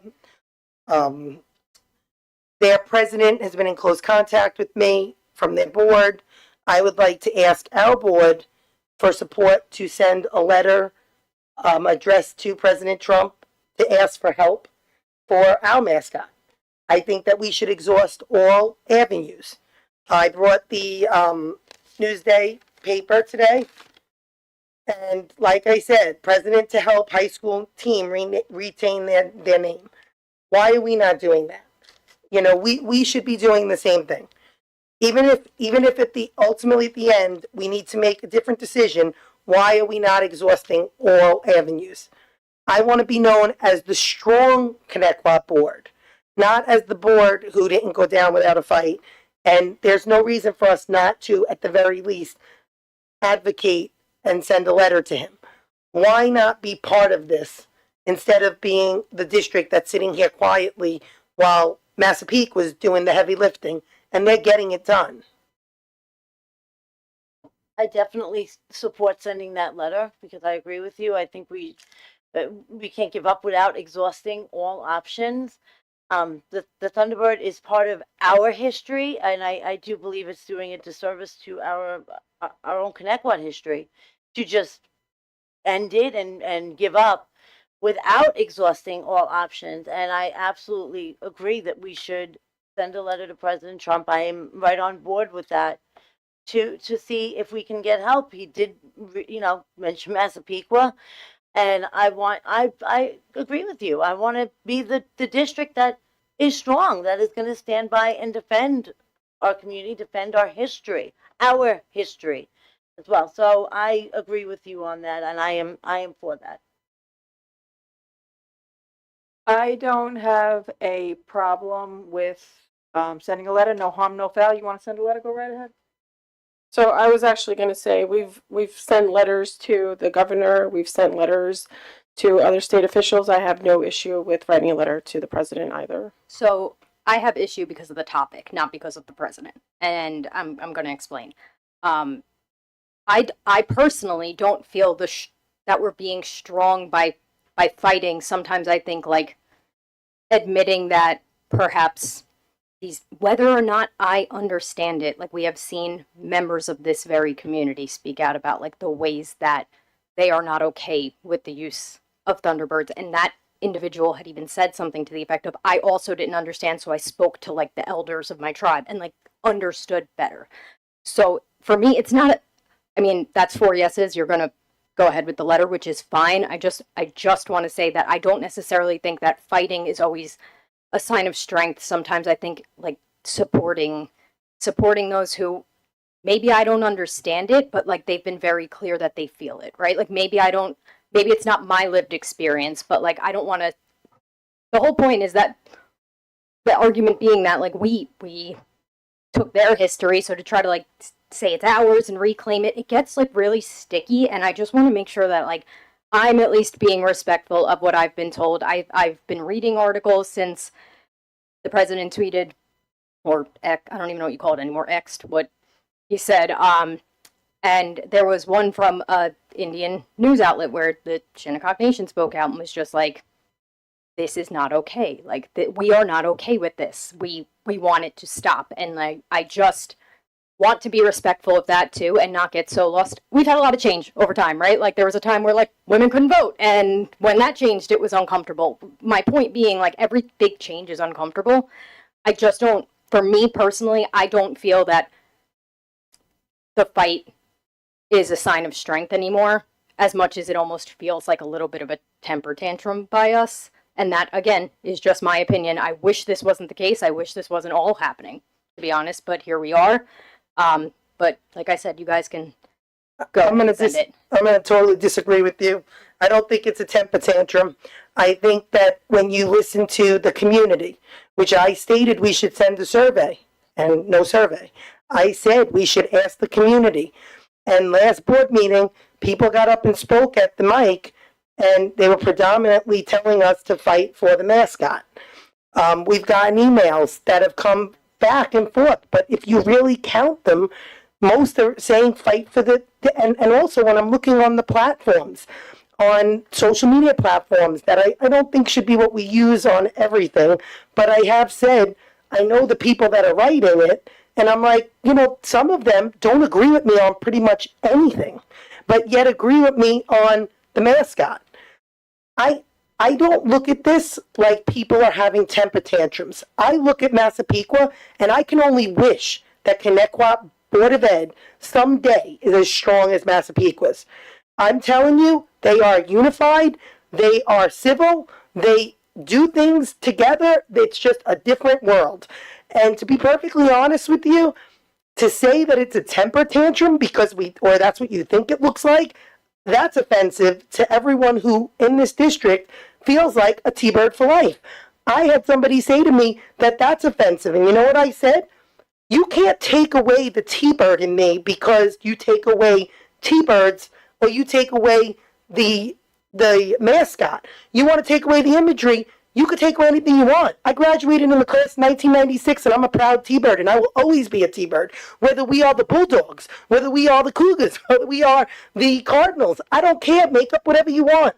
But at the end of the day, you can't tell people how to feel is right. So the people who feel like they're T-Birds and Thunderbirds, and they've used this as more of an honoring of Native Americans, everyone can look at things from their own lens. But I've always looked at it like it's a beautiful way to honor it's not something we're mocking, we're not making fun of. I want to thank President Trump. I hope this goes viral. I want to thank President Trump for getting involved. I told this board he was going to get involved. I told the board president. I told Dr. Centimore. President Trump will get involved. President Trump is not going to sit back. Thank you, President Trump. I said appears like a temper tantrum. I'm not saying that the people are having a temper tantrum, right? I'm saying from if you're looking at it from a very aerial view, outside in, not in this, it can appear that way is what I was trying to say. I'm not saying that, listen, I don't love it. You know what I mean? I'm not sitting here saying that this is my favorite thing we've ever had to deal with, right? It's just not. But I'm just trying to think ahead. We all know that there's deadlines that were posted for things, and I have been swirling like this with many other topics, right? Where it's which one trumps the what? Federal, state, this, who could do that, who could do that? I just want to make sure that we are doing what's best and we're not solely acting on our emotions, right? Because you're right, you can't take your experience away, right? You can't take mine, you can't take yours, you can't take it. Sorry, Marisol, you didn't go here. I'm the only non-T-Bird on the board. It's okay. She doesn't even go here. I'm a T-Bird by nobody can take what our experience was in the district, right? But I don't think that's the goal. At least it's not how I'm taking it. I don't think it's trying to replace it. I'm not saying anybody on this board is disrespecting it. I don't think anybody is. But that's kind of where we've landed. And I just don't want to continue to bang our heads on a wall and just in the process hurt people and actually end up dishonoring them when they're directly telling us how they feel. That's all I'm saying. I do believe that we are doing a tremendous disservice to our community, our people that actually live here, by taking away our own history. This district has been around for decades, and I do, no offense, but I do find it very insulting, not necessarily to me. I've got a strong backbone, but it's insulting in general to the district to say it's a temper tantrum. We're up here, we're elected here to represent the people. We're elected here to be Thunderbirds and to stand up for what's right for our community. And while I absolutely agree, you don't want to disrespect any Native American history, but where do you cross the line where now you're disrespecting Connecticut history? you know, at some point we have to draw that line and say, even to the government, enough is enough. Our own district, Connecticut State River, I mean, it came from Native American. We have Cherokee Street School. People have said this over and over again, so we're blue in the face. I mean, what are we going to do? Change every single town? At what point do we put the brakes on the slippery slope that we're going down with politics? Because that's ultimately what this is. It's politics. And say, keep your political agendas out of our schools with Thunderbirds. We're not insulting anybody. We don't use it in that manner. And I feel the same way you do. I would love to get President Trump involved to help us stand up for our community, our people that live here, and defend our history as Connecticut Thunderbirds. I also think that we need to reflect back. If we went back 2 years ago to when we had the flag issue that was dismissed in court. So had when I was sitting with the prior super, had we not supported the decision, had we not pushed forward, had we said, you know, I don't think we should do this because, you know, we might be offending this one or that one, because there's always going to be somebody who is unhappy with a decision. But ultimately, we pushed, right? We pushed forward because we were pushed and we had no choice but to push back. And how did that work out? Worked out pretty well. It got dismissed in court. I mean, the reality is this. If you dig your heels in and push back and say, not today, not anymore, we just can't keep having it where Connecticut Board of Ed is a board that just rolls over. We need to be a board that unites and says, not today, not anymore. We were elected by the people.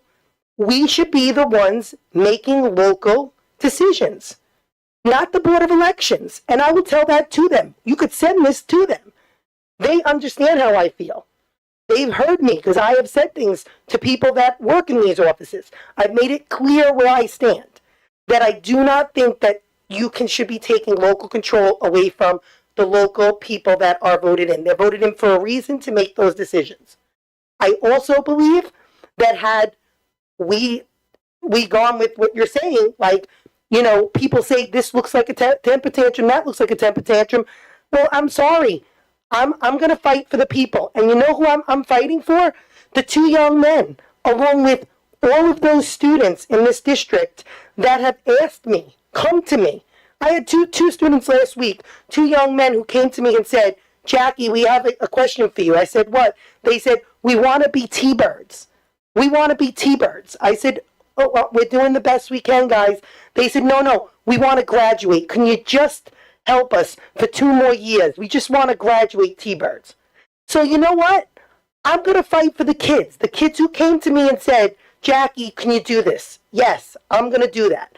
I do not look at it as we are showing a sign of disrespect. I will always look at it because I always have honored the beautiful Native American heritage that goes along with it. I also believe that we can look at Connecticut Thunder, Connecticut T-Birds, Connecticut, but I also have been here long enough that I am telling you all that the state does not want us to do anything that's a derivative of Thunderbird. So that puts us now where we do have to change. And I'm uncomfortable with telling children, you know what, guys, I'm throwing the towel in. We're changing. We're going to take $1 million off our budget, or $500,000, to change everything, even if it takes some money out of their programs. I'm not doing it. Not today, and I'm going to fight. I think messaging matters. So, like, you wouldn't go to the children and be like, I'm throwing the towel in because we're weak. We would educate them on the history and why this is happening. And the money for the change is in the budget. And it's not millions. Like, we know this, right? Like, we had it's hundreds of thousands of dollars. But it's in the budget we just approved if needed. So, it's like, hundreds of thousands of dollars. So to say that it's anything less, and it's I'm just saying it's not $1 million. Like the number that, like, I'm just saying it's The not millions number and millions. My 4 point years ago was being- close to $1 million. right, and we did our job like any. Yes, I did my job as the Board of Ed trustee. The and number, helped. the number is 340,000. Right, because we all did. That was even after I came on that I was like, I would like all of these uniforms. Can we check on them? And we did, and we got that number way down. I'm not saying again, like I wish that money could go to. Okay, whatever, Melissa, but, like, I like- think that April once said to me, and she did, you said, you have your 3 votes, right? You just said that to me, but downstairs. Yep, you have your 3 votes, we don't need to vote. So, there we go.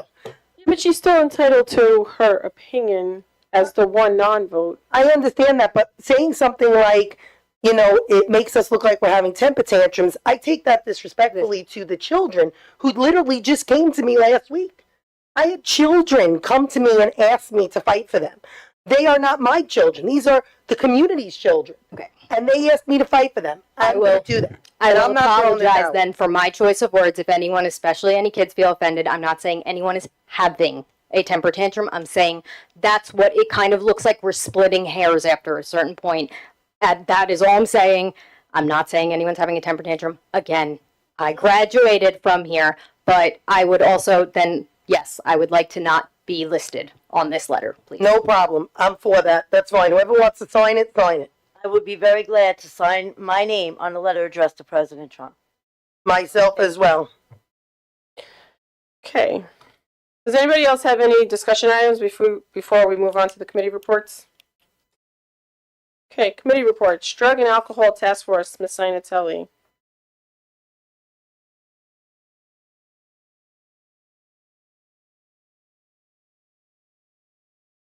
Thanks. At the meeting, we discussed that on April 23rd and 24th, the outreach residents will be coming for an open forum and question. This is to let students know that there is help out there and that you can come forward without getting in trouble or any repercussions. I think this is a great program due to the fact that, as we all know, there's an uptick in vaping, drugs, and you know, many different addictive habits. So I think it's good for the students to hear from their peers about their own struggles and what they've gone through and the help that they're getting.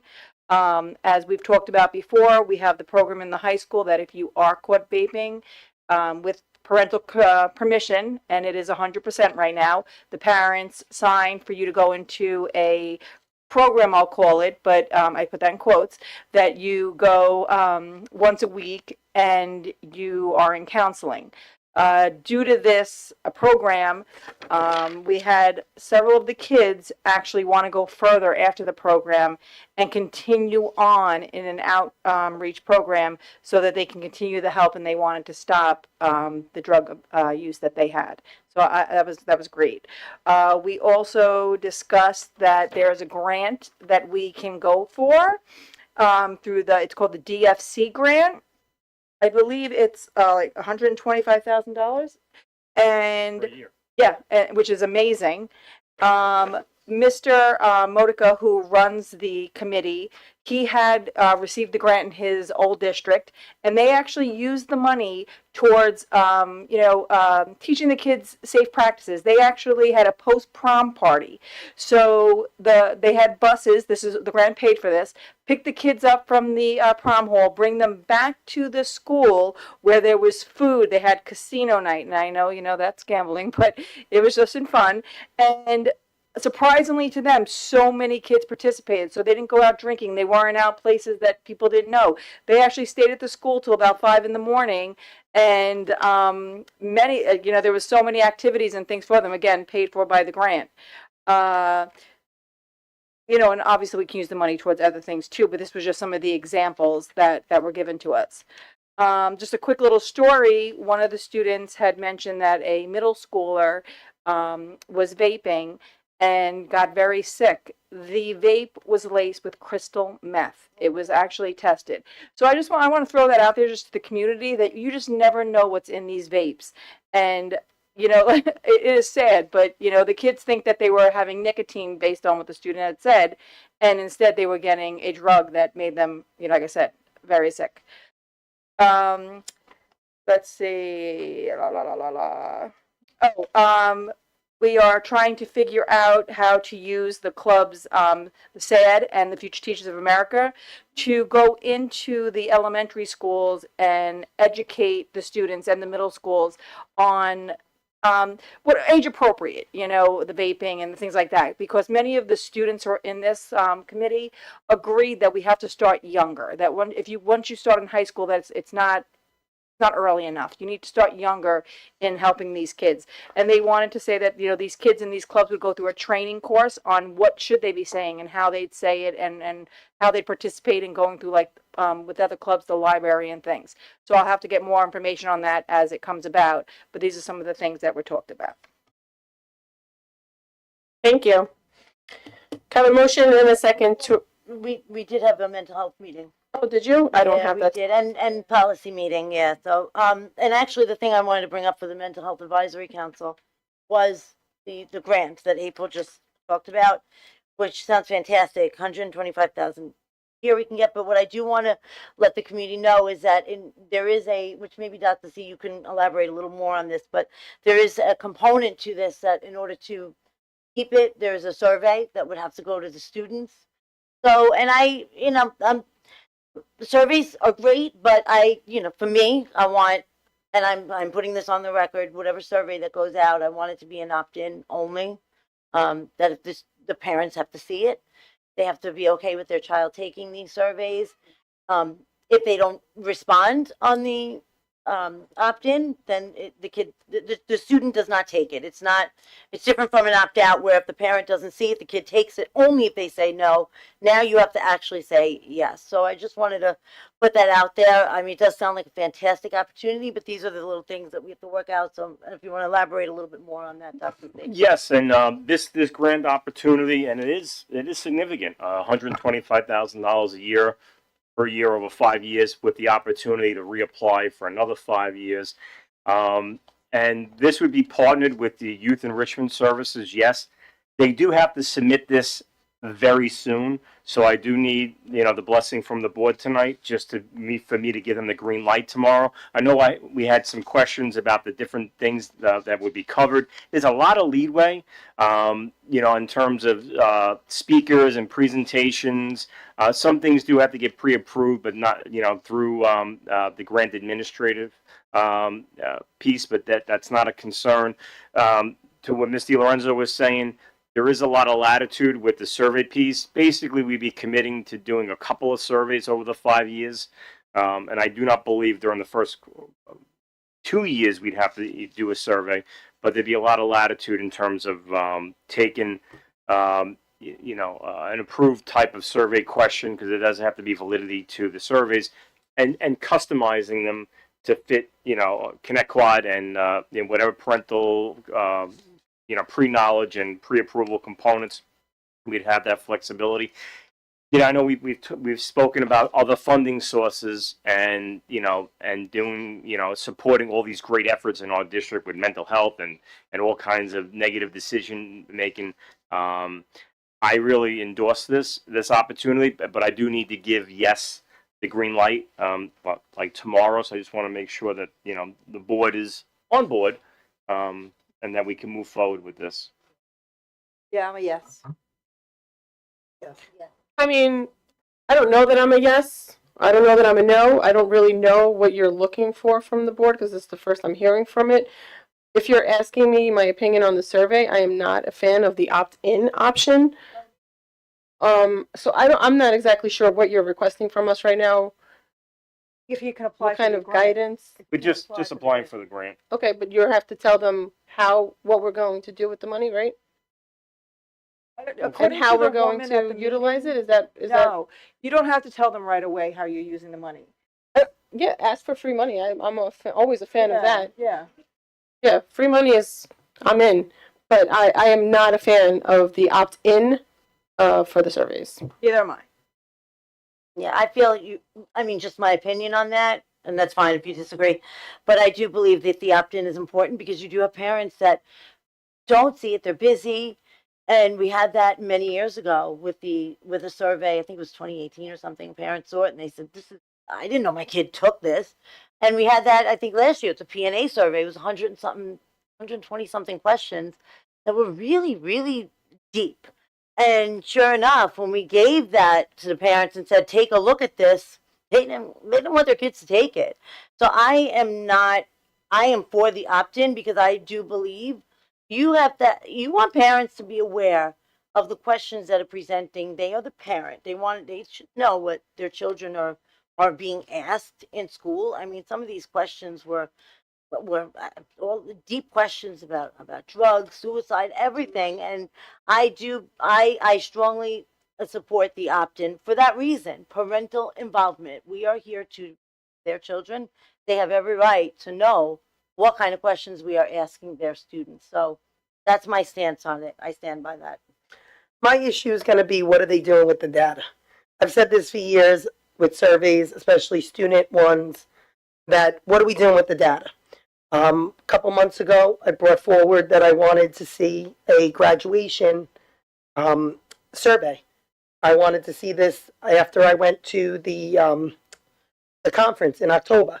There was a couple companies there that do it, and there were a bunch of districts that told me what a great experience it is when the outgoing seniors don't feel like they have to worry about any kind of lashback in saying what they didn't like about their 13 years in school.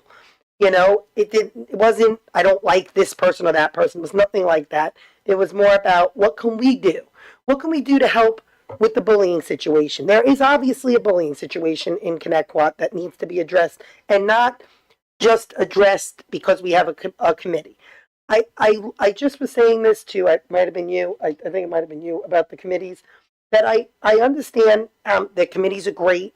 I'm on a bunch of committees. I've been on probably almost every committee since I've been on the board, here or there. The problem is, I see a lot of, we start something, but then we don't finish it. We start something, then we don't finish it. Then we start something else. And I just feel like we need to do a better job at starting things and finishing them before we start something else. Otherwise, we're just going round and round, again, like a hamster in a wheel. I also can't, I really want to understand why we're going to do a survey like this, but we haven't looked into these other surveys that we want to. Is it something that we could do under this? Or does it have to be something that falls under the alcohol and drugs? Can we ask alcohol and drug questions? Does it have to go to all students, or can we just pick a grade level as a pilot? Is there something like that we can do? I agree with, like, not, I think part of I know. Part of it is that, like, some of these committees I think can be like, yeah, I don't know, it's getting late. Like, rolled some of these committees together, and that's half the problem, right? So it's like a little duplicative sometimes. Like, I'll be like, which committee am I in right now? Because I feel like it's deja vu from whatever the similar, there's a couple of them, and I think that can play into us never getting all the way through something, because even this started at mental health before the conversation realized this was more for the drug and alcohol committee, and this is how it gets lost in the middle of it somewhere. You know what I mean? And I think if we look at our committees a little bit, we might find just a smidgen of overlap in a few places. I definitely agree there's overlap, and I do agree that I've been a part of many of the committees and they don't go anywhere.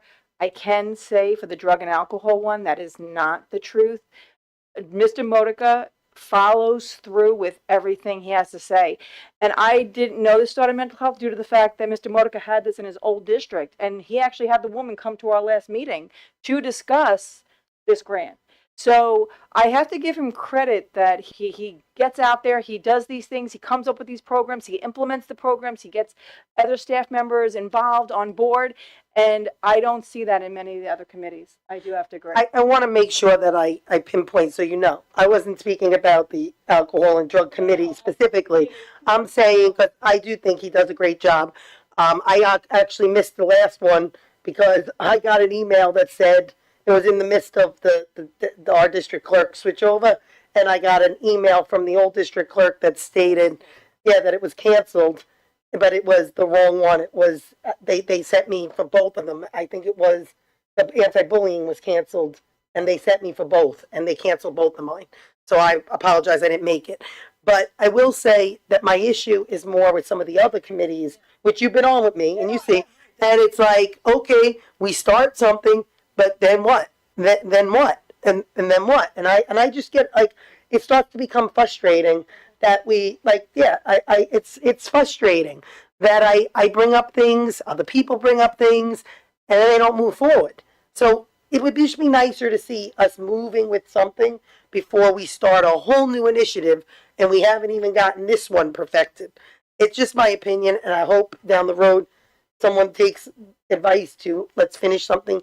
But again, I wanted to bring up, I told Marisol to make it, you don't have to make it a board discussion, but the graduation survey, I want it, I know we're talking about, I would like a survey like that kids can opt into.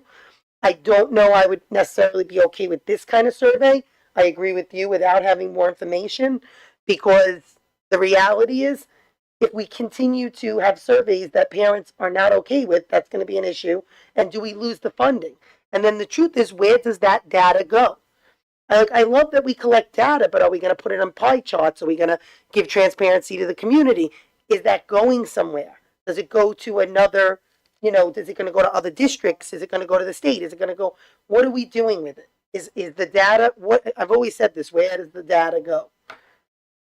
I just want to give one more shout out to Christina over there, that at least for the curriculum committee last year, we did have a goal, and at the end, we actually came up with a decision and it was implemented about the grade change.